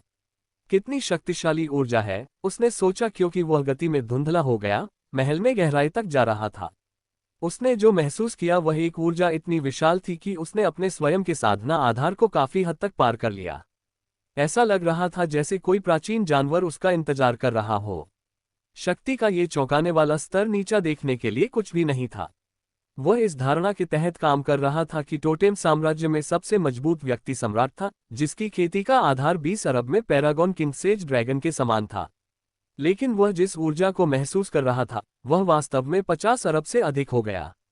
वास्तव में यह 80 अरब या संभवतः 100 अरब की तरह कुछ अधिक लग रहा था। ऐसा व्यक्ति कितना मजबूत होगा? ये वह व्यक्ति था जो रथ स्तर में आधे रास्ते में कदम रख सकता था, और जहां तक छोटू को पता था स्प्राइट फोक के पास ऐसा कोई विशेषज्ञ नहीं था। अगर उसे इस तरह के किसी व्यक्ति का सामना करना पड़ा तो उसके पास भागने के अलावा कोई विकल्प नहीं होगा, और निश्चित रूप से सम्राट को वश में करने की किसी भी योजना को छोड़ना होगा। यहाँ तक कि अगर यह व्यक्ति आधा रद्द नहीं किया गया था, लेकिन फिर भी 100 अरब का मानसिक पैमाना था, फिर भी वे छोटू के लिए बहुत मुश्किल होंगे। ये कौन है? ये निश्चित रूप से स्प्राइट फोक में से एक नहीं है। आखिरकार वह एक ऐसे क्षेत्र में पहुंचा जहां सम्राट एक आगंतुक से मिल रहा था। छोटू ने खुद को दीपक की लौ में डाल दिया ताकि वह जासूसी कर सके। ये व्यक्ति खतरनाक लग रहा था। वह लंबा और फिट था और उसके पास एक राजसी आभा थी जिसके कारण छोटू कांप उठता था। उसके पीछे 10 ब्रह्मांड बिना रुके घूमते रहे। ये 10 ब्रह्मांडों की आभा थी। गर्व स्वर्ग। छोटू उससे गलती नहीं कर सका। ये गर्वित स्वर्ग था। अशुद्ध भूमि से लेकर देवताओं के लिए प्राचीन सड़क तक, यहाँ भगवान की दुनिया तक, यह आदमी हमेशा उसका सबसे बड़ा दुश्मन रहा था। वह शारीरिक रूप से पहले से अलग लग रहा था, लंबा, अलग अलग चेहरे की विशेषताओं के साथ। लेकिन अपने उपढांचे में वह वही था। और उनके 10 ब्रह्मांडों की आभा छोटू के ऋषि सम्राट ग्रैंड मैजिक के समान थी। प्राउड हेवन यहाँ था, टोटेम साम्राज्य के सम्राट के साथ कुछ निजी मामलों पर चर्चा कर रहा था। छोटू को बस बाहर कूदने और लड़ने का आवेग महसूस हुआ। हालांकि उन्होंने आग्रह को दबा दिया। यह उसके लिए समय नहीं था। उसे प्राउड हेवन के जाने तक इंतजार करना होगा, फिर अधीनता की अपनी योजना जारी रखनी होगी। ऊंचे गर्वित स्वर्ग, यह एक सच्चा सम्मान है कि आप इस तरह व्यक्तिगत रूप से मुझसे मिलने आए हैं। सम्राट एक शाही गाउन पहने एक बूढ़ा व्यक्ति था जो एक सम्राट की आभा से स्पंदित था। हालांकि ये स्पष्ट था कि वह प्राउड हेवन तक नहीं पहुंच सका। चर्चा करने के लिए एक बड़ा मामला है, सम्राट स्प्राइट टोटेम। आपका एक sprite folk house of the invincible Dugu यूनकोन के उस बववा से शादी करने के लिए तैयार है। मैं यहाँ मामले की जिम्मेदारी लेने के लिए हूँ। यदि आप स्प्राइट फोक अजय राजवंश के साथ जुड़ते हैं तो यह मुझे ठंड में छोड़ देता है। उसकी आवाज सुनने के बाद, और उसमें नियंत्रण की विशाल हवा थी, छोटू को यकीन हो गया कि वह प्राउड हेवन के साथ काम कर रहा था। आज्ञाकारी रूप से मुस्कुराते हुए सम्राट स्प्राइट टोटेम ने उत्तर दिया, आप गलत हैं। वह राजकुमारी और कुछ नहीं बल्कि एक आकृति है। ऊंचा गर्वित स्वर्ग, हर कोई जानता है कि केंद्रीय राजवंश वह है जिसके पास वास्तव में स्वर्ग का जनादेश है। तुम्हारा भाग्य धार्मिक और शुद्ध है, और स्वर्ग के प्राचीन हॉलों से भी बढ़कर है। अगर हम वास्तव में एक राजवंश में शामिल होने जा रहे थे तो यह आपका होगा। आपको क्या लगता है कि हम वास्तव में अजय के घर के प्रति वफादार होने जा रहे हैं? हाँ, मुझे पता है। प्राउड हेवन मुस्कुराया। आपने योजना पर टिके रहने के लिए अच्छा किया है। मैं यहाँ सिर्फ आपका थोड़ा मार्गदर्शन करने के लिए हूँ। मैं चाहता हूँ कि आपका साम्राज्य सभी स्प्राइट फोक में सबसे मजबूत बने। अपने लोगों को एकजुट करें, फिर अजय के घर में अराजकता बोएं। आपके अंदर काम करने के साथ, और केंद्रीय राजवंश की सेना बाहर से दबाव डाल रही है, हम अंततः हाउस ऑफ द इनविंसिबल को ध्वस्त कर सकते हैं। आपकी रुचि के लिए बहुत धन्यवाद, सम्राट स्प्राइट टोटेम ने कहा, प्रसन्न लग रहा था। एक और बात है, प्राउड हेवन ने जारी रखा, कुछ ऐसा जिसे गुप्त रखा जाना चाहिए। जब आपकी राजकुमारी डुगु यूनकोन से शादी करती है तो इस बात की अत्यधिक संभावना है कि छोटू नाम का कोई व्यक्ति दिखाई देगा। वह मेरा सबसे बड़ा दुश्मन है। वह लंबे समय से यहाँ भगवान की दुनिया में चढ़ गया है, लेकिन दुर्भाग्य से मेरे पास उसका पता लगाने का कोई तरीका नहीं है, क्योंकि वह एक भाग्यहीन है। मुझे बिल्कुल उस पर अपना हाथ रखना चाहिए। क्या भाग्यहीन? क्या चिलियोकोजम राजवंश के यांग वॉर्ड प्राइम एक भाग्यहीन नहीं है? क्या आप कह रहे हैं कि एक और है? सभी पुराने रिकॉर्ड कहते हैं कि एक समय में केवल एक ही भाग्यहीन होना चाहिए। विवरण अभी आपको समझाने के लिए बहुत गोपनीय है। ये कहने के लिए पर्याप्त है कि यांग वॉर्ड प्राइम और छोटू जुड़े हुए हैं। वे दुश्मन होने के लिए पूर्व निर्धारित हैं। यांग वॉर्ड प्राइम एक प्रतिभाशाली व्यक्ति है जिसके पास एक अविश्वसनीय रूप से शक्तिशाली खेती का आधार है। वह बेहद महत्वाकांक्षी भी है। अफसोस की बात है कि यह पहले से ही तय है कि उसे मार दिया जाएगा। छोटू का कोई मुकाबला नहीं है। आप देखिए, ये वर्णन करना असंभव है कि छोटू कितना चालाक और चालाक है। किसी भी मामले में वह स्प्राइट सुसु से जुड़ा हुआ है, और इसीलिए मैं यहाँ चीजों पर नजर रखने के लिए हूँ, ये सुनिश्चित करते हुए कि सब कुछ वैसा ही हो जैसा उसे होना चाहिए। अगर मैं छोटू को अपना चेहरा दिखा सकता हूँ और साथ ही अजय के घर को गिरा सकता हूँ, तो मैं एक पत्थर से 2 पक्षियों को मार डालूंगा। ओह ऊंचा गर्वित स्वर्ग, सम्राट स्प्राइट टोटेम ने कहा, मेरे पास आपके लिए अत्यधिक प्रशंसा के अलावा कुछ नहीं है। बकवास के साथ बहुत हो गया। यहाँ मैं आपके साम्राज्य के लिए कुछ संसाधन लाया हूँ। प्राउड हेवन ने अनगिनत औषधीय गोलियों, अयस्कों और अन्य प्रकार के धन से भरा एक ताबीज तैयार किया। यह आपके साम्राज्य को और भी उच्च स्तर पर धकेलना चाहिए। इसके अलावा यहाँ एक और ताबीज है जिसमें एक स्वर्ग दफन भगवान की गोली है जिसे मैंने व्यक्तिगत रूप से गढ़ा है, ऐसा करने के लिए बहुत प्रयास किया है।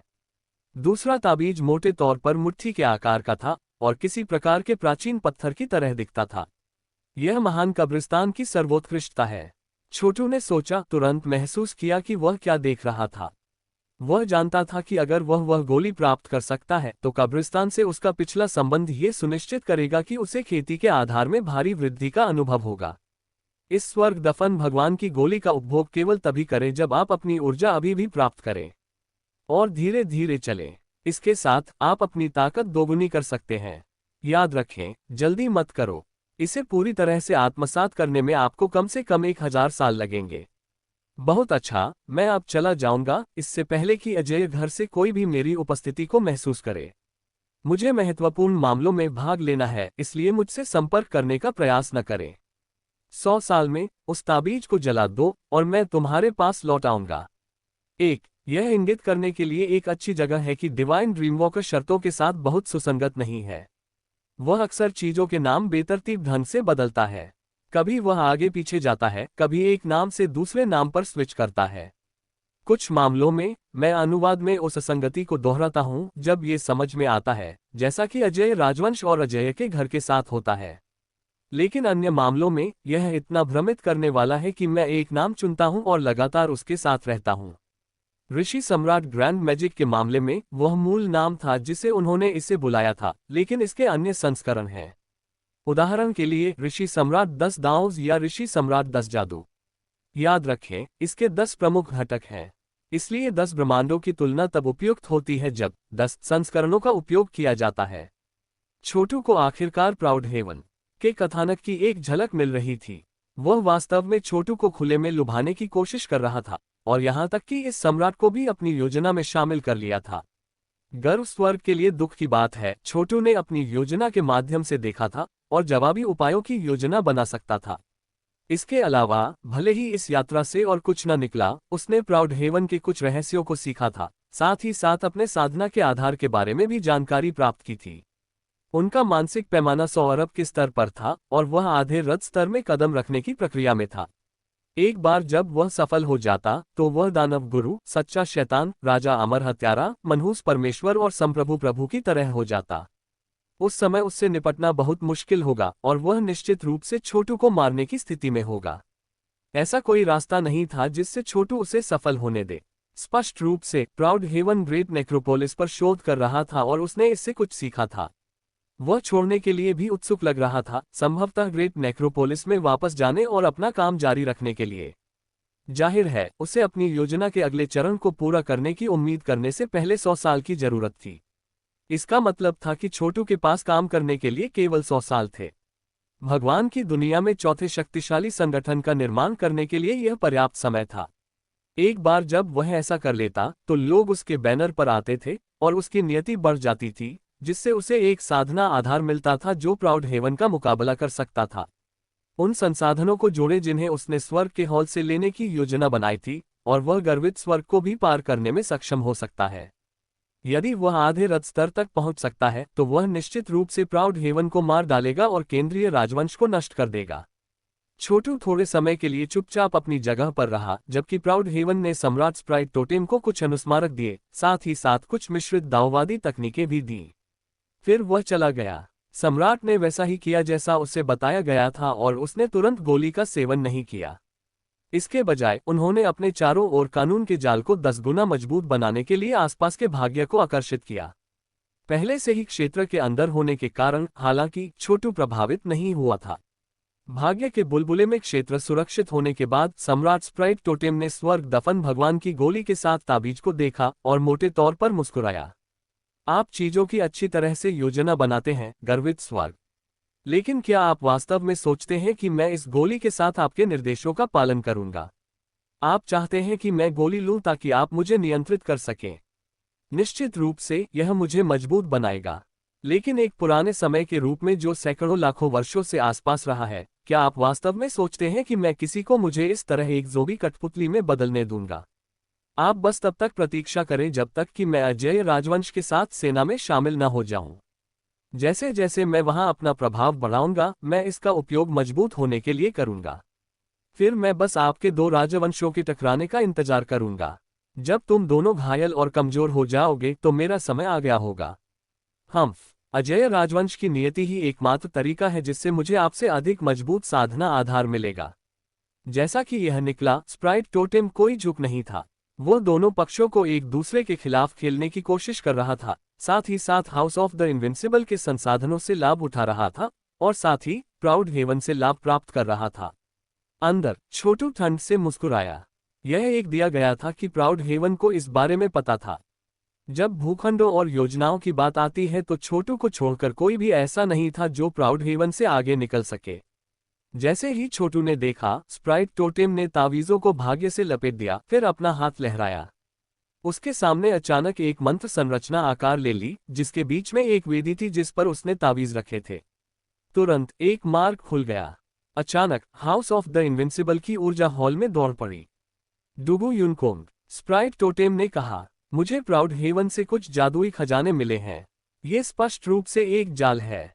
मुझे ये सुनिश्चित करने के लिए हाउस ऑफ द इनविंसिबल से कुछ भाग्य की आवश्यकता है कि वह मेरी जासूसी करने के लिए उनका उपयोग नहीं कर रहा है। क्या आप मदद कर सकते हैं? आपने चीजों की अच्छी तरह से योजना बनाई है ना, स्प्राइट टोटेम? हमें एक दूसरे के खिलाफ खेलने की कोशिश कर रहे हैं। अजय राजवंश के साथ आपके वास्तव में क्या इरादे हैं?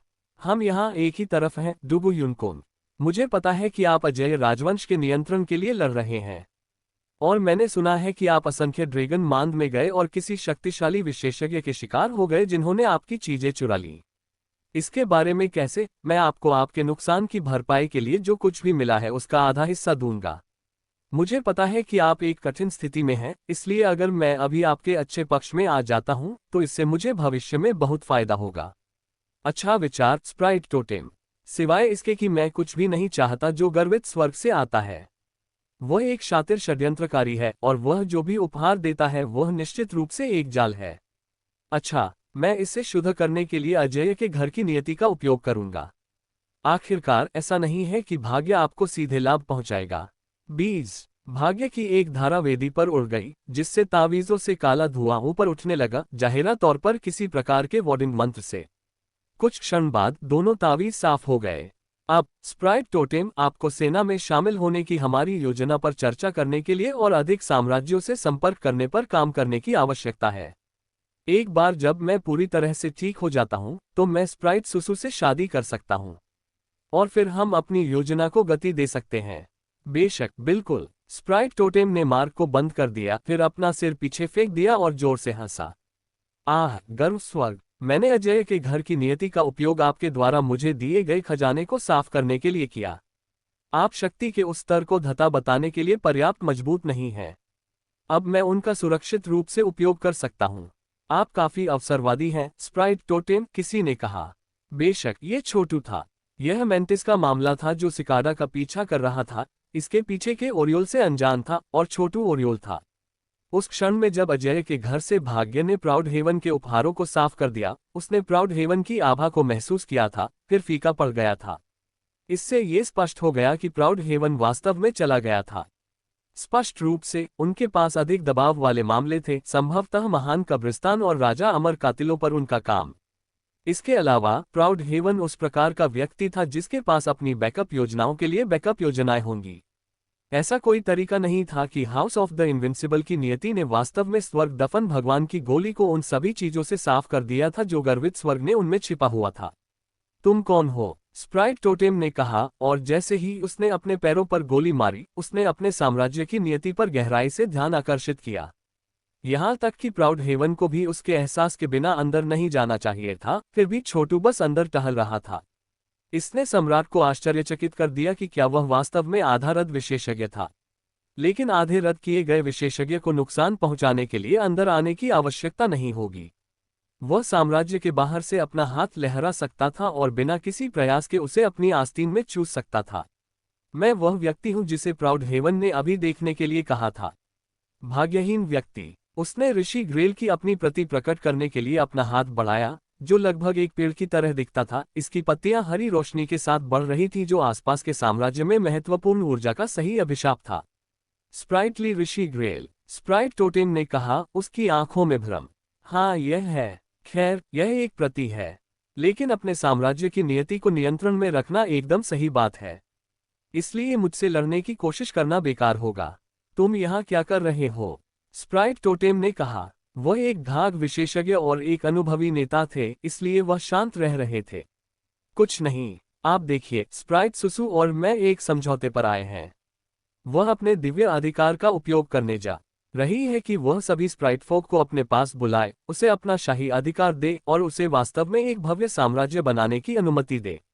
मैं ऋषि सम्राट साम्राज्य का नेता हूं और मैं आपको अपनी तरफ भर्ती करने के लिए यहां आया हूं। आपको स्प्राइट सुसु के पीछे अपना समर्थन देने की जरूरत है। वैसे असंख्य ड्रैगन मांद में डुगु यूनिकॉर्न को चोट पहुंचाने वाला व्यक्ति मैं ही था।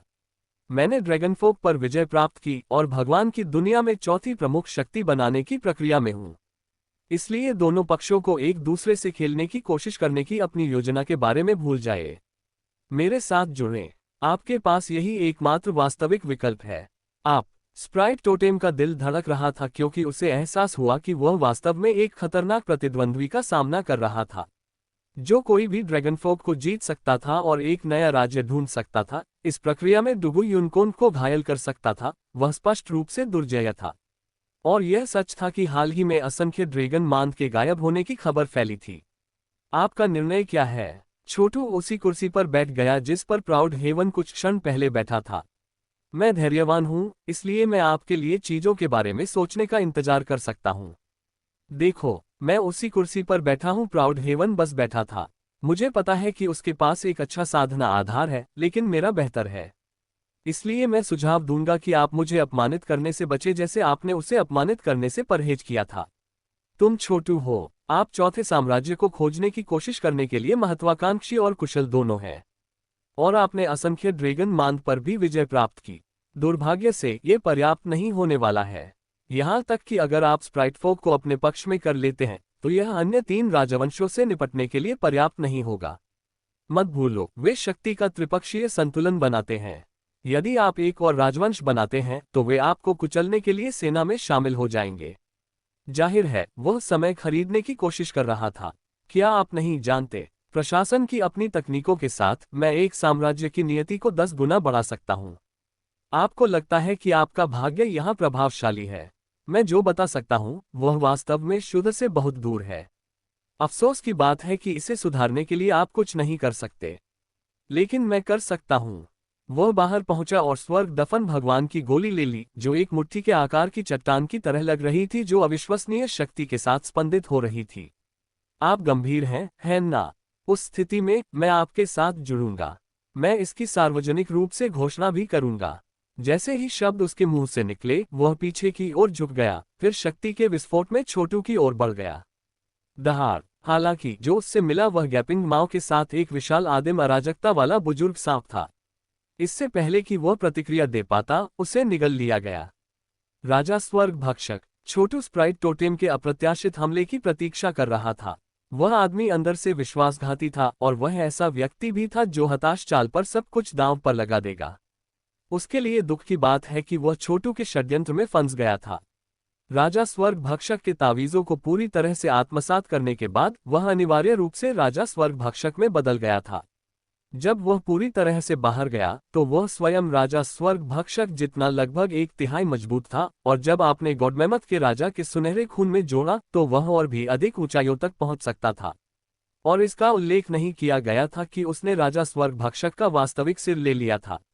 ये सब उसे एक पेड़ के तने की रखवाली करने वाले सांप की तरह बना देता है, बस खरगोशों के छीनने का इंतजार कर रहा है। यदि उसने हमला करने की पहल की होती, तो उसका प्रतिद्वंद्वी कड़वाहट से लड़ता, और शॉकवेव्स ने अराजकता और विनाश का कारण बनता जो उस राज्य की सीमाओं के बाहर चला जाता जिसमें वे थे। लेकिन अब उसका प्रतिद्वंद्वी सीधे राजा स्वर्ग भक्षक के तावीज़ों में उड़ गया, और छोटू ने उसे खा लिया। एक पल के लिए भी नहीं रुककर छोटू ने अपने क्लेशपंख खोले और भाग गया। इसके तुरंत बाद वह असंख्य ड्रैगन मांद में था।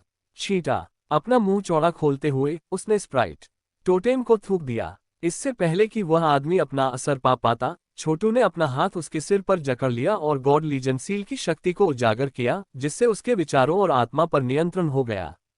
उसे वश में करने में केवल एक क्षण लगा, और फिर वह अपने घुटनों पर गिर गया। सरसराहट। लंबे समय तक चलने वाले स्पष्टीकरण की परवाह न करते हुए छोटू ने उसे अपने महल में लौटा दिया, जहां वह उसे सिंहासन के पीछे से एक कठपुतली की तरह नियंत्रित कर सकता था। स्प्राइट टोटेम ने तुरंत अपने शीर्ष अधिकारियों को बुलाना शुरू कर दिया। छोटू इस प्रक्रिया से इतना परिचित था कि उसका कौशल पूर्णता के बिंदु पर पहुंच गया था।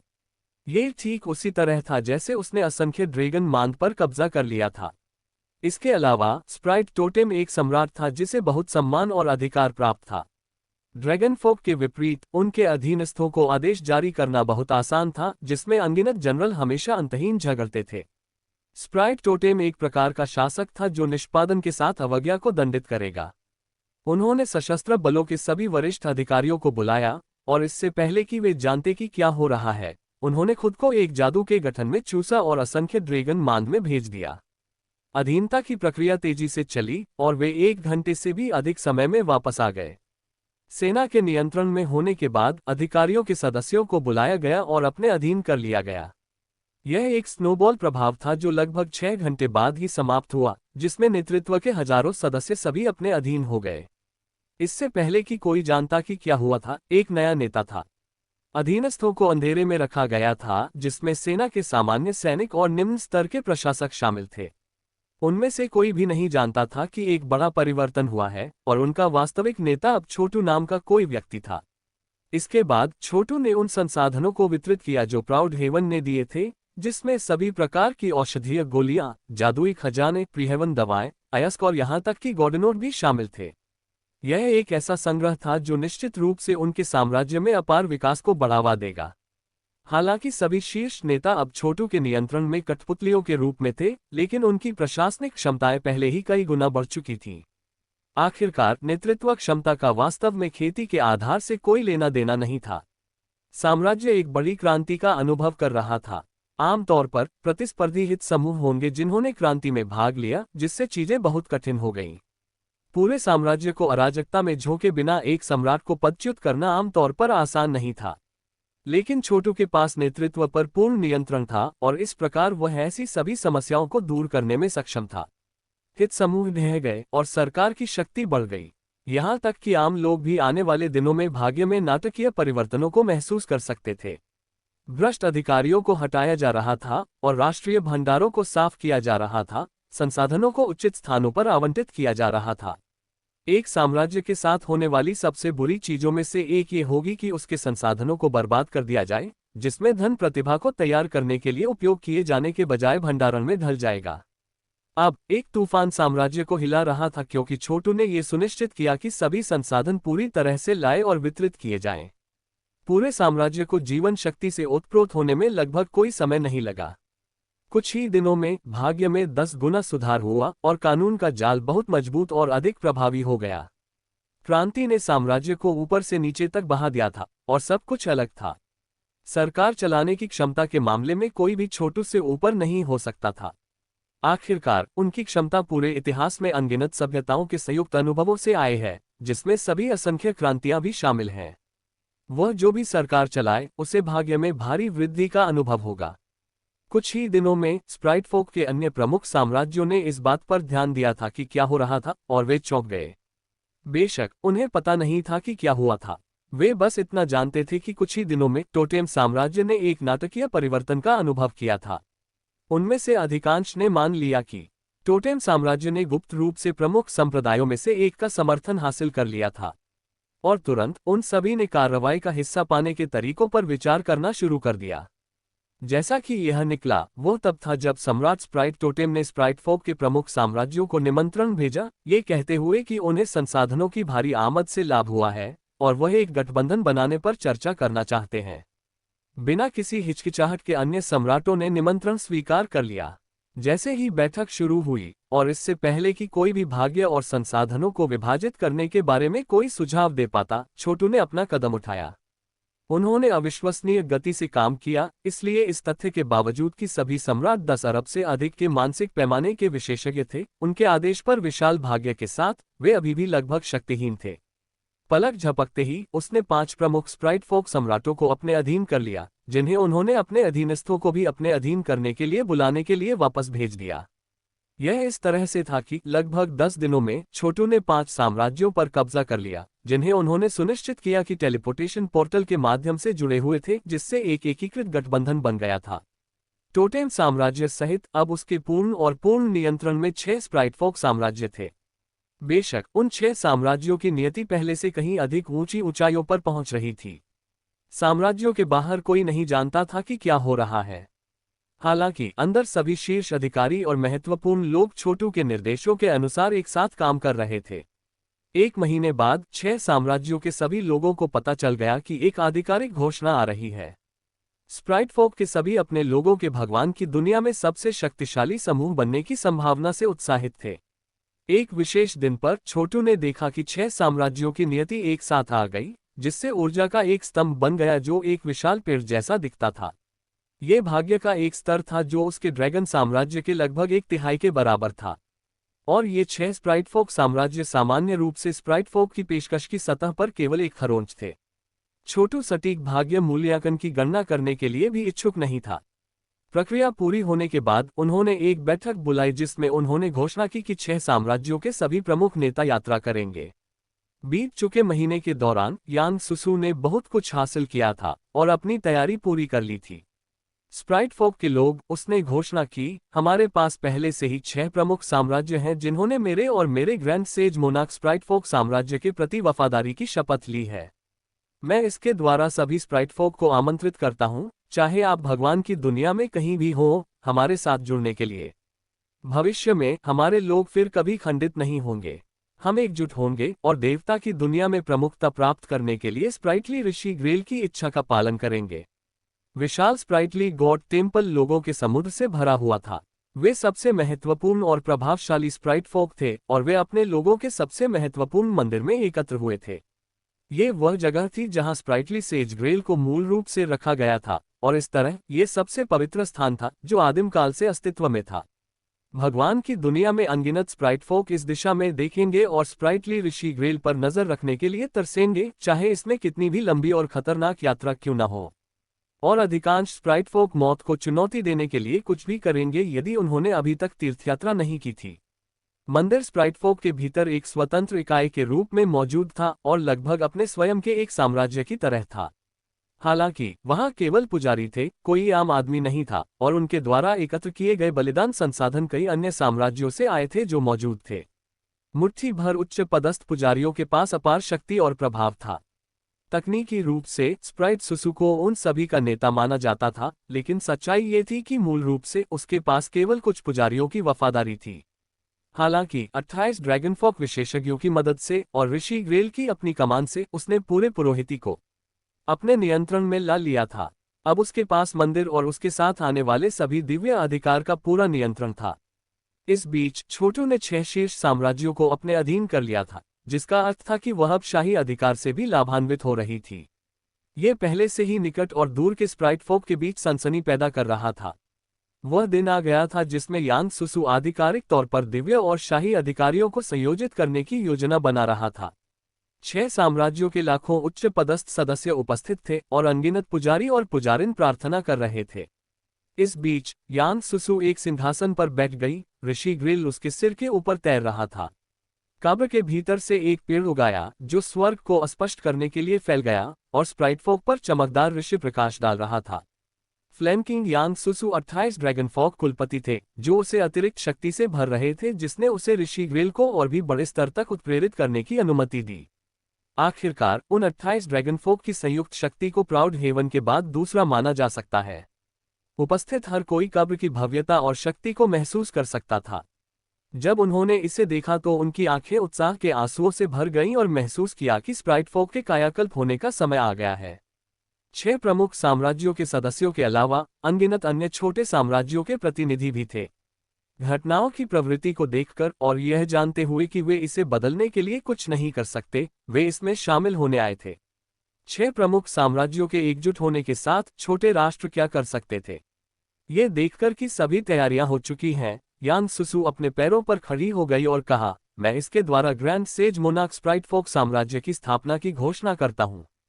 घड़घड़ाना 6 महान साम्राज्यों के लाखों सदस्य एक साथ अपनी आवाज में शामिल हो गए। एक तेज आवाज में घोषणा की, स्प्राइट फोक की महिमा के लिए। छोटू ने तुरंत सभी दिशाओं से आने वाली नियति में एक बड़ी वृद्धि महसूस की। हालांकि प्रारंभिक नियति की तुलना उनके ड्रैगनफॉक साम्राज्य से नहीं की जा सकती थी। जैसे जैसे समय बीतता गया कई छोटे राष्ट्र नए स्प्राइट फोक साम्राज्य में आते गए और भाग्य बढ़ता रहेगा।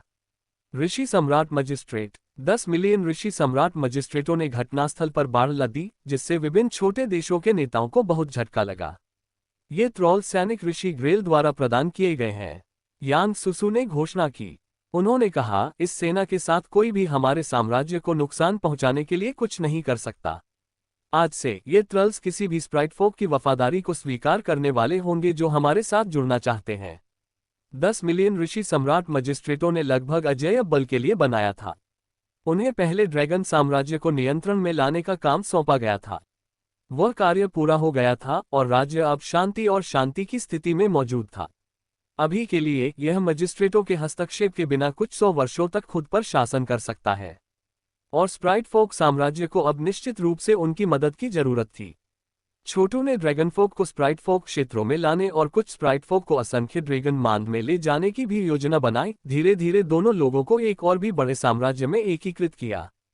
छोटू की नियति बढ़ रही थी और जैसा कि यह हुआ, उसका मानसिक पैमाना और ईश्वरत्व रेटिंग उच्च और उच्च चढ़ रही थी। वास्तव में वे पहले से ही 30 अरब के स्तर पर थे। खेती के आधार में सुधार अब इतना ही सरल था। अब जब उसके पास अपना ऋषि सम्राट ड्रैगन साम्राज्य और ग्रैंड ऋषि सम्राट स्प्राइट फोक साम्राज्य था, तो वह वास्तव में एक महत्वपूर्ण शासक था। उनकी साधना के आधार में सुधार के लिए धन्यवाद। ऋषि सम्राट मजिस्ट्रेटों ने उनकी संख्या में 1 मिलियन जोड़े थे। जैसे ही उन्होंने स्प्राइट फोक पर शासन करना शुरू किया, छोटू ने भाग्य को स्थिर और बढ़ते हुए महसूस किया। 1 दिन, 2 दिन, 3 दिन पहले से ही भाग्य द्वारा निर्मित कानून का एक विशाल जाल था जो मंदिर से फैला हुआ था। और छोटू पहले से ही मामूली देवता की दुनिया बना रहा था, जिससे प्रीहेवन खजाने का विस्फोट हो रहा था। बेशक स्प्राइट फोक ने सोचा कि यह स्प्राइटली ऋषि ग्रेल के कारण हो रहा है। इस बीच स्प्राइट फोक साम्राज्य में बहता रहा और उन सभी को ऐसा लगा जैसे वे भटकते आवारा थे जो अंततः घर लौट रहे थे। नियति हर पल के साथ बन रही थी। छोटू ने सिर हिलाया। चौथी बड़ी शक्ति बनाने का उनका प्रयास आखिरकार सफल होने लगा था और जल्द ही ऋषि सम्राट साम्राज्य की नींव की घोषणा करने का समय आ जाएगा। स्प्राइट फोक के एकीकरण की खबर अभी भी बहुत व्यापक नहीं थी और इसके बारे में सुनने वाले कई लोगों ने यह मान लिया कि यह अराजकता की स्थिति थी। लेकिन फिर स्प्राइट फोक सेनाओं और ड्रैगन फोक सेनाओं ने संयोजन करना शुरू कर दिया और ऋषि सम्राट मजिस्ट्रेटों के निर्देशन में उन्होंने आसपास के देशों को जीतने के लिए मार्च करना शुरू कर दिया। भगवान की दुनिया में कई जातियां थीं, जैसे कि मेज फोक, जायंट फोक, सिर फोक और अन्य। अंत में वे सभी इंसान थे। जहां तक स्प्राइट फोक का सवाल है, वे गर्वित विजेता होने के लिए जाने जाते थे, इसलिए ये थोड़ा आश्चर्य की बात थी कि वे ऐसा कर रहे होंगे, खासकर ये देखते हुए कि उन्हें ड्रैगन फोक की मदद मिली थी। छोटू ने संतुष्टि में सिर हिलाया। उसकी योजना काम कर रही थी और वह पहले से ही इतना मजबूत था कि अन्य 3 प्रमुख शक्तियों में से कोई भी अकेले उसके खिलाफ कार्रवाई करने की हिम्मत नहीं करेगा। हर दिन अधिक ऋषि सम्राट मजिस्ट्रेट अस्तित्व में आए और इस प्रकार उनकी साधना का आधार लगातार आगे बढ़ा। साथ ही उन्होंने सभी बेवफा लोगों को एकसाइज करने के प्रयास किए। कुछ दर्जन दिन बीत गए और साम्राज्य पहले से कहीं अधिक स्थिर हो गया। उस समय छोटू अकेला खिसक गया, अजय के घर में वापस चला गया। वह अब किसी से नहीं डरता था, यहां तक कि हाउस ऑफ द इनविंसिबल के 9 कुलपिता भी नहीं। वे उसे चोट नहीं पहुंचा सकते थे। उनकी साधना का आधार 30 अरब के स्तर पर था और अब उनके पास आकर्षित करने के लिए अविश्वसनीय नियति थी। यहां तक कि 9 कुलपतियों के पास भी उसके पास जो कुछ भी था उसके करीब तक पहुंच नहीं थी। उनकी गणना के आधार पर यह 3 से 5 साल के बीच होगा जब तक कि उनका मानसिक पैमाना और ईश्वरत्व रेटिंग 50 अरब के स्तर तक नहीं पहुंच जाती। बेशक उसके पास 50 अरब पर रुकने की कोई योजना नहीं थी। अभी वह देखना चाहता था कि अजय के घर में क्या होने वाला है। वह वहां और अधिक विशेषज्ञों को अपने अधीन करना चाहता था, अधिमानतः डुगु युनकोन सहित। यदि वह हाउस ऑफ द इनविंसिबल को नियंत्रण में ला सकता है, तो वे स्प्राइट फोक के लिए खतरा नहीं होंगे और फिर वह अपने मास्टर प्लान के अगले चरण के साथ आगे बढ़ सकता है। वह स्वर्ग के हॉल में प्रवेश करना चाहता था और वहां के संसाधनों को ले जाना चाहता था। यदि वह कर सकता है, तो उसका मानसिक पैमाना और ईश्वरत्व रेटिंग एक और अधिक स्वीकार्य स्तर पर चढ़ जाएगी, जैसे कि 100 अरब। उस समय वह किंग इम्मोर्टल स्लेयर के स्तर के करीब पहुंच रहा होगा। इसके अलावा ये संभावना थी कि स्वर्ग के हॉल में महात्मा जैद का एक और टुकड़ा था। अजय के घर में पहुंचने पर उन्होंने तुरंत महसूस किया कि माहौल अलग था। हर कोई तनावग्रस्त लग रहा था, जैसे कि किसी भी क्षण युद्ध छिड़ सकता है। जाहिर है वे स्प्राइट फोक के साथ संघर्ष के लिए तैयार थे। जब खबर आई कि यांग सुसु ने क्लाउड पैलेस छोड़ दिया है और अचानक एक स्प्राइट फोक साम्राज्य की स्थापना की है, तो सब कुछ बदल गया था। ऐसा कोई तरीका नहीं था कि हाउस ऑफ द अजेय चीजों को आगे बढ़ने दे। नहीं, वे परेशानी भरी स्थिति से निपटने के लिए एक सेना भेजेंगे।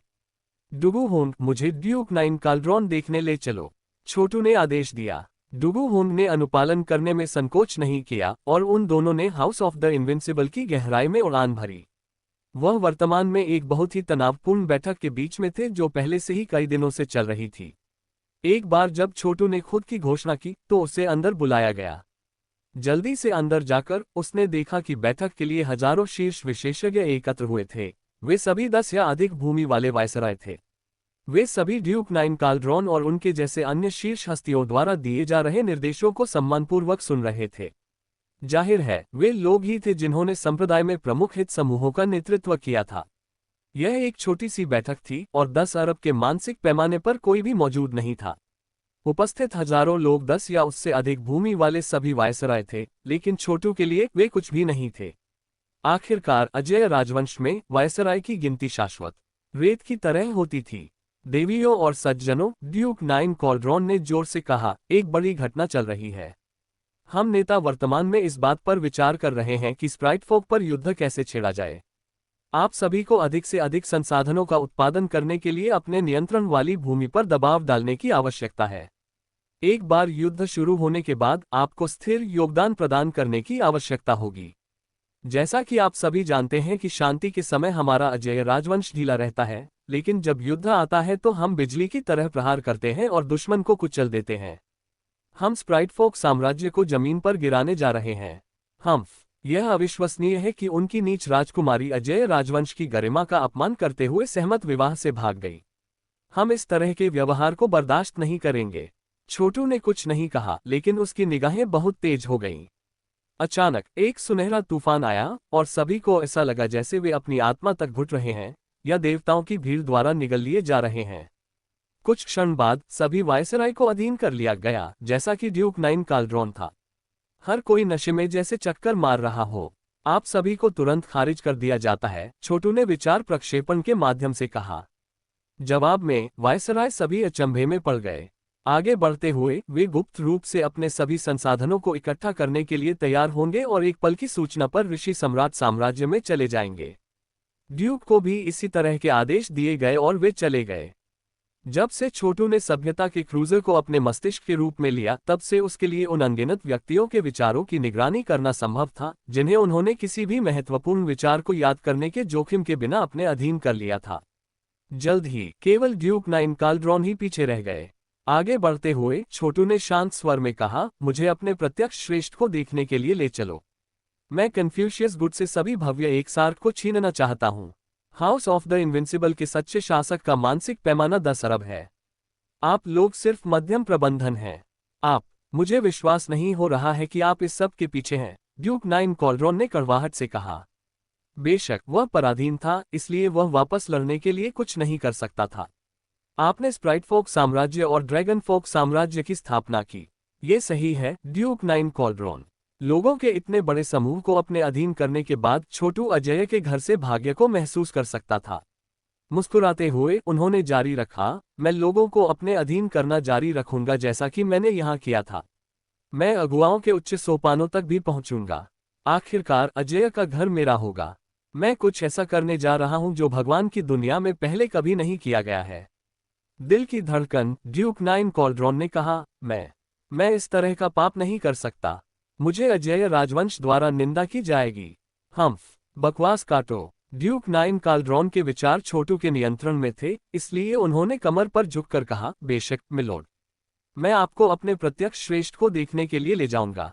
मैं डुगू रुक्सिया को रिपोर्ट करता हूं, जिसका मानसिक पैमाना 15 अरब है। मैं आपकी योजना को समझता हूं, मिलोड। आप हर किसी को अपने अधीन कर सकते हैं, फिर शीर्ष नेताओं के रहस्यों को जानने के लिए उनका उपयोग करेंगे। रास्ता दिखाओ। छोटू ने अपना हाथ खारिज करते हुए लहराया, ये दर्शाता है कि ड्यूक 9 काल्ड्रॉन को नेतृत्व करना चाहिए। जल्द ही वे विशाल बुकशेल्फ से भरे क्षेत्र में थे जो सभी प्रकार की पुस्तकों और स्क्रॉल से भरे हुए थे। उनमें कन्फ्यूशियनों द्वारा सिखाए गए गुणों के बारे में सभी प्रकार के ज्ञान और गहन जानकारी थी। छोटू को उन्हें पढ़ने की जरूरत नहीं थी, केवल विचार के स्कैन के साथ वो उनसे बहुत सारी जानकारी प्राप्त कर सकता था। वे बुकशेल्फ की कई दुनियाओं से गुजरे, जब तक कि वे एक ऐसी जगह पर नहीं थे जहां बुकशेल्फ बादलों में फैले हुए थे और एक आभा निकलती थी जो भाग्य से भरी हुई लग रही थी और ताकत की अनुभूति जिसे जीतना असंभव लग रहा था। छोटू चौंक गया क्योंकि उसे एहसास हुआ कि कन्फ्यूशियस विशेषज्ञ कितने शक्तिशाली थे। उन्होंने स्वर्ग और पृथ्वी की धार्मिक शक्ति को बनाए रखा, धमकियों और हिंसा का विरोध किया, न्याय का समर्थन किया, एक अच्छे कारण के लिए मरेंगे और अपने सिद्धांतों के लिए खुद को बलिदान कर दिया। हालांकि इस डुगू रुक्सिया की खेती का आधार केवल 15 अरब था, जबकि छोटू का 30 अरब से अधिक था, इसलिए उसे कुचलना सरल होगा।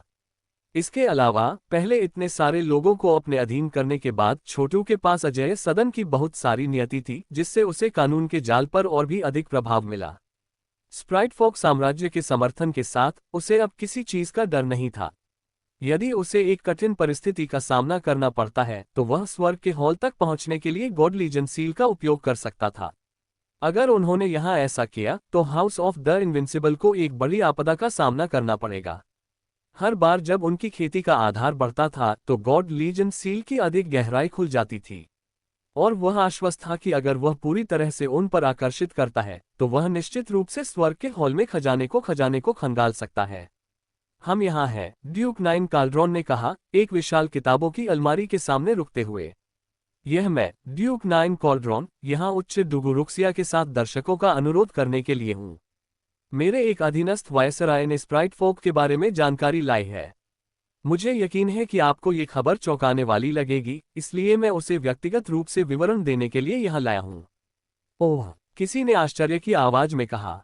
एक गुरुत्वाकर्षण बल उभरा और उन्हें किताबों की अलमारी में चूसा गया।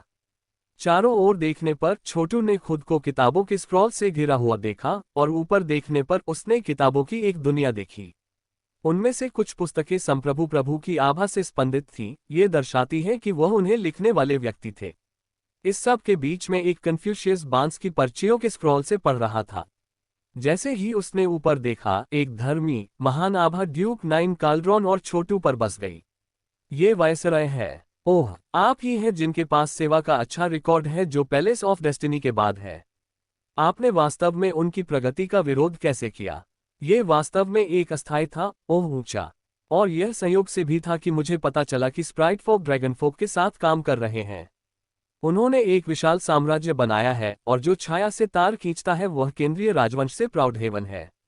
डुगू रुक्सिया ने मुड़कर छोटू को चमकती निगाहों से देखा। इतना ही, मुझे ये सब पहले से ही पता था, तो आप वास्तव में यहाँ क्यों आए? यहाँ क्या हो रहा है? ड्यूक नाइन कड़ाही, क्या आपने वास्तव में किसी तुच्छ चीज के लिए मेरे महत्वपूर्ण काम को बाधित किया? मैं हिम्मत नहीं करूंगा, ड्यूक नाइन कॉल्ड्रॉन ने कहा, सर्दियों में सिकाडा की तरह कांपते हुए। मुझे बताओ कि आप अपनी जमीन को इतनी अच्छी तरह से कैसे मैनेज करते हैं। आपका रहस्य क्या है? भाग्य इतना शुद्ध क्यों है? इसके अलावा ये किस प्रकार का ट्रोल है जो आपको एक ईश्वर के बेस्टिल से मिला है? वे राष्ट्रों पर शासन करने में इतने कुशल कैसे हैं? हम कन्फ्यूशियस ऐसे मामलों में विशेषज्ञ हैं और अच्छी तरह से जानते हैं कि कैसे भाग्य खेती को अत्यधिक लाभ प्रदान कर सकता है। अपने रहस्यों को समझाएं, और अगर मैं प्रभावित हूं तो मैं आपको बहुत पुरस्कृत करूंगा। जी श्रीमान, छोटू ने कमर पर झुकते हुए कहा। सच्चाई यह है कि वे ट्रल्स नहीं हैं। वे वास्तव में प्राचीन आत्माएं हैं जिन्हें मैंने एक भगवान के बेस्टिल में एक जादुई खजाने में खोजा था। मैं इसे आपको दिखा सकता हूं जब तक कि आप इस सब की सादगी पर नहीं हंसते हैं। इसके साथ ही उसने एक खजाना निकाला जो सुनहरी रोशनी से चमक रहा था। क्या ये किस तरह का खजाना है? अधिक तीव्रता से चमकती आंखें, डुगू रुक्सिया ने कहा, इसे सौंप दो। जैसे ही छोटू ने अपना हाथ बढ़ाया, सुनहरी रोशनी अचानक बाहर निकली जो उसके सिर की ओर छेद कर रही थी। उसे तुरंत एहसास हुआ कि क्या हो रहा है। तुमने मेरे खिलाफ साजिश रचने की हिम्मत कैसे की? दहाड़, छोटू ने अपना मुंह खोला और तुरंत उसके आसपास की कई छोटी दुनिया अंदर चूस ली गई क्योंकि वह राजा स्वर्ग भक्षक का अवतार बन गया। हालांकि डुगू रुक्सिया छोटू की अपेक्षा से अधिक प्रभावशाली था और उसने इतनी दृढ़ता से लड़ाई लड़ी कि ऐसा लग रहा था कि वह मुक्त हो सकता है। अविश्वसनीय, ये लगभग अजेय के घर में होने जैसा वास्तव में उसे अजेय बनाता है। यहाँ तक कि भाग्य से कटा हुआ वह अभी भी लड़ रहा है। कन्फ्यूशियस वास्तव में भाग्य के साथ अलग तरह से व्यवहार करते हैं। उनका पूरा जीवन और साधना राष्ट्रों के शासन के बारे में है। वे बहुत मजबूत हैं। शुक्र है उन्होंने इस तरह की संभावना की योजना बनाई थी। कई स्वर्ग भगवान मुहर कुचलने की शक्ति। उसने सांस छोड़ी और एक सम्राट की जैद मुहर की तरह एक विशाल सीलिंग निशान दिखाई दिया। वास्तव में तुम कौन हो? यही कई स्वर्ग भगवान मुहर है। दुगु रुक्सिया ने संघर्ष किया जिससे उससे सफेद भाप उठने लगी, लेकिन केवल एक क्षण बाद उसे असंख्य ड्रैगन मांद में ले जाया गया। दुगु रुक्सिया एक कन्फ्यूशियस विशेषज्ञ, राष्ट्रों के शासन के मास्टर जो अपार भाग्य से धन्य थे, कुछ छोटू द्वारा असंख्य ड्रैगन मांद में खींच लिया गया था। जैसे ही वह खुले में था, उसके माध्यम से एक कंपन हुआ और सुनहरी रोशनी जो उसे बांध रही थी बिखर गई। अप्रत्याशित रूप से गॉड लीजन सील उसे वश में करने में सक्षम नहीं थी। छोटू मदद नहीं कर सका, लेकिन उस आदमी की महान और धर्मी आत्मा की प्रशंसा कर सका। उसकी आत्मा इतनी मजबूत थी कि वह अभेद्य लग रही थी और छोटू की कई घुसपैठ के प्रयासों के खिलाफ भी मजबूत थी। छोटू उसे मार सकता था, लेकिन उसे वश में करना कहीं अधिक कठिन होने वाला था। यह असंख्य ड्रैगन मांद है। डुगु रुक्सिया ने चारों ओर देखते हुए बड़बड़ाया। वह हमले से घबराया नहीं था और इसके बजाय उसने अपने कपड़े चिकना कर लिए, फिर छोटू की ओर देखा और सिर हिलाया जैसे कि अभिवादन कर रहा हो। आपके पास वहां कुछ बर्फीली नसें हैं, छोटू ने कहा। क्या आप नहीं जानते कि एक बार जब आप असंख्य ड्रैगन मांद में खींच लिए जाते हैं तो आप कभी बच नहीं सकते? शायद मैं मरने जा रहा हूं, लेकिन मैं इसे आसान नहीं बनाऊंगा, डुगु रुक्सिया ने जवाब दिया। मुझे लगभग विश्वास नहीं हो रहा है कि आप मौजूद हैं। आप गॉड लीजन सील की आज्ञा देते हैं और आप पहले से ही नरसंहार का शासन शुरू कर रहे हैं। मुझे लगता है कि एक और अहंकारी और अभिमानी संप्रभु भगवान बढ़ रहा है। कड़े शब्द। क्या आप नहीं देखते कि मैंने पहले ही क्या हासिल कर लिया है? देखो, मैं तुम्हें किसी भी चीज के लिए मजबूर नहीं करने जा रहा हूं। मुझे पता है कि आप कन्फ्यूशियस मौत से नहीं डरते। हालांकि जब राष्ट्रों के शासन की बात आती है तो क्या आप वास्तव में मुझसे ऊपर हो सकते हैं? आपने देखा है कि मैं अपने ड्रैगनफोक साम्राज्य को कितनी अच्छी तरह चलाता हूं, है ना? और आप जानते हैं कि मैंने स्प्राइटफोक के साथ क्या हासिल किया। तो आप क्या कहते हैं? छोटू ने अधिक मनोवैज्ञानिक रणनीति में बदलाव किया था। वह जानता था कि अगर वह चाहे तो डुगु रुक्सिया को अपने अधीन कर सकता है, लेकिन इसमें बहुत लंबा समय लगेगा, शायद महीनों या वर्षों में। और उसके पास उस तरह का समय नहीं था। अपना हाथ लहराते हुए उसने ड्रैगनफोक और स्प्राइटफोक के अत्यंत व्यवस्थित मामलों की एक छवि बुलाई।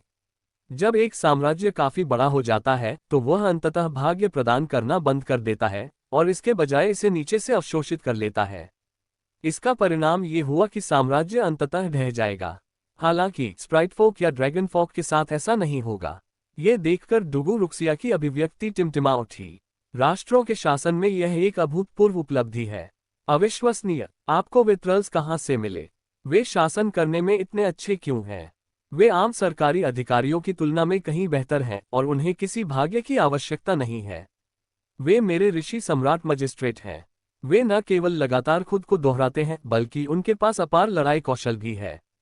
और हाँ, वे राष्ट्रों पर शासन करने में अविश्वसनीय हैं।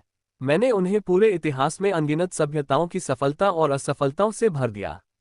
वे प्राचीन स्वर्गदूतों से भी बेहतर हैं, हालांकि वे संख्या में मेल नहीं खाते हैं, लेकिन वे बढ़ते रहेंगे। देखो देखो, मैंने ड्रैगन को वास्तविक लोगों में कैसे बदल दिया है। आप कन्फ्यूशियस भी ऐसा कुछ नहीं कर सकते। जल्द ही भगवान की दुनिया में सभी शैतान व्यवस्था की स्थिति में मौजूद होंगे। क्या आप इसकी कल्पना कर सकते हैं?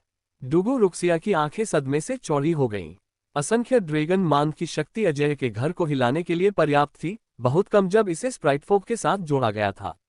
और बल दैनिक आधार पर बढ़ रहा था। खुले संघर्ष में जीत हासिल करने के लिए हाउस ऑफ द अजय को भारी कीमत चुकानी होगी। और यह पूरी तरह से संभावना थी कि उन्हें इतना नुकसान होगा कि वे दूसरे स्तर के सांप्रदायिक स्तर तक फिसल जाएंगे, फिर चिलियोकोजम या केंद्रीय राजवंश के घर से आगे निकल जाएंगे। तुम क्या सोचते हो? मेरे पास पहले से ही चिलियोकोजम और सेंट्रल डायनेस्टी के हाउस में एजेंट हैं। वे सभी जब भी मैं कहूं कार्रवाई करने के लिए तैयार हैं। और मैंने पहले ही एक चौथा प्रमुख राजवंश स्थापित कर लिया है। आपके अजेय राजवंश के पास बहुत सारे संसाधन हैं, लेकिन आप उनका प्रभावी ढंग से उपयोग नहीं करते हैं। मुझे चीजों को चलाने क्यों नहीं देते?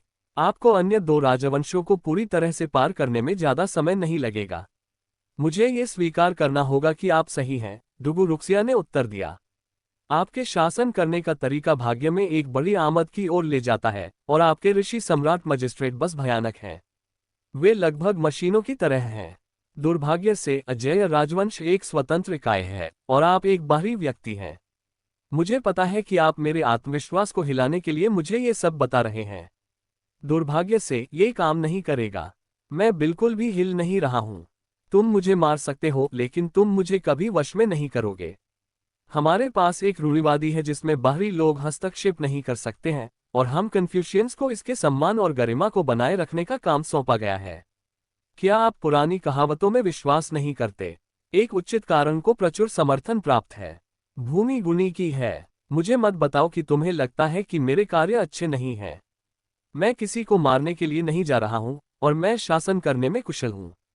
अगर मैं अजेय राजवंश को नियंत्रित करता तो हर कोई शांति और समृद्धि में रहता। इसके अलावा कोई भी बाहरी शक्ति कभी भी सफलतापूर्वक आक्रमण नहीं कर सकती है। क्या यह आपके मानकों को पूरा नहीं करता है? छोटू अधीर होने लगा था। नहीं, ये पर्याप्त नहीं है, डुगु रुक्सिया ने कहा। आप रूढ़िवादी से नहीं हैं। आप एक बाहरी व्यक्ति हैं। मैं रूढ़िवादी से नहीं हूं। छोटू ने अपने होठों को शुद्ध किया और एक धमाकेदार देने का फैसला किया। मैं आपको सच बताता हूं, अजय की पूरी सभा में मुझसे अधिक रूढ़िवादी कोई नहीं है। मेरे गुरु अजय डुगु हैं। अशुद्ध भूमि में उनकी दिव्य इच्छा ने अजेय समाज नामक एक समूह की स्थापना की, और मैं उनका 18वां प्रशिक्षु था। आपने अभी क्या कहा? डुगु रुक्सिया ने कहा, स्पष्ट रूप से स्तब्ध। ये नामुमकिन है। हमारे कुलपति आदिम काल में गिर गए और अपने पीछे एक लाश के अलावा कुछ नहीं छोड़े, जो अजय के घर के सबसे गहरे तहखानों में दफन है। हालांकि हम उसे पुनर्जीवित करना चाहते हैं, हर कोई जानता है कि ऐसा कभी नहीं होगा। अचानक उसने छोटू पर एक आरोपात्मक उंगली तान दी। आपकी इस तरह की गंदी चाल खींचने की हिम्मत कैसे हुई? आपको लगता है कि मैं कुछ चाल खींचने की कोशिश कर रहा हूं? छोटू ने अशुद्ध भूमि से अजय डुगु की एक छवि को फिर से बनाने के लिए जल्दी से अपनी दिव्य इच्छा का उपयोग किया। अपने लिए एक नजर डालें। डुगु रुक्सिया कांप गया क्योंकि स्मृति उसके दिमाग में स्थानांतरित हो गई, और वह अजय डुगु को देखने में सक्षम था। ये पेट्रियार्क अजय है। मैंने उनकी छवि की पूजा की है, और यह बिल्कुल आपकी यादों के चेहरे की तरह दिखता है। मुझे मत बताओ कि पेट्रियार्क अजय फिर से जीने में सक्षम हो सकता है। लेकिन उनकी दिव्य इच्छा प्रक्षेपण कहाँ गई? उसने आपको एक प्रशिक्षु के रूप में क्यों लिया? और वह अशुद्ध देशों में क्या कर रहा था? आपको क्या लगता है कि आप इसमें खेलने वाले सभी जटिल कारकों को समझ सकते हैं? पैट्रियार्क अजय ने अशुद्ध भूमि में प्रशिक्षुओं के एक समूह को इकट्ठा किया, और एक बार जब वह वहां अपना काम पूरा कर लिया तो वह गायब हो गया। संभवतः वह मेरे उसे बचाने के लिए आने का इंतजार कर रहा है। ये कर्म संबंधों और भाग्य के जादुई नियमों को छूता है। निश्चित रूप से आप जानते हैं कि ऐसी चीजें कैसे काम करती हैं।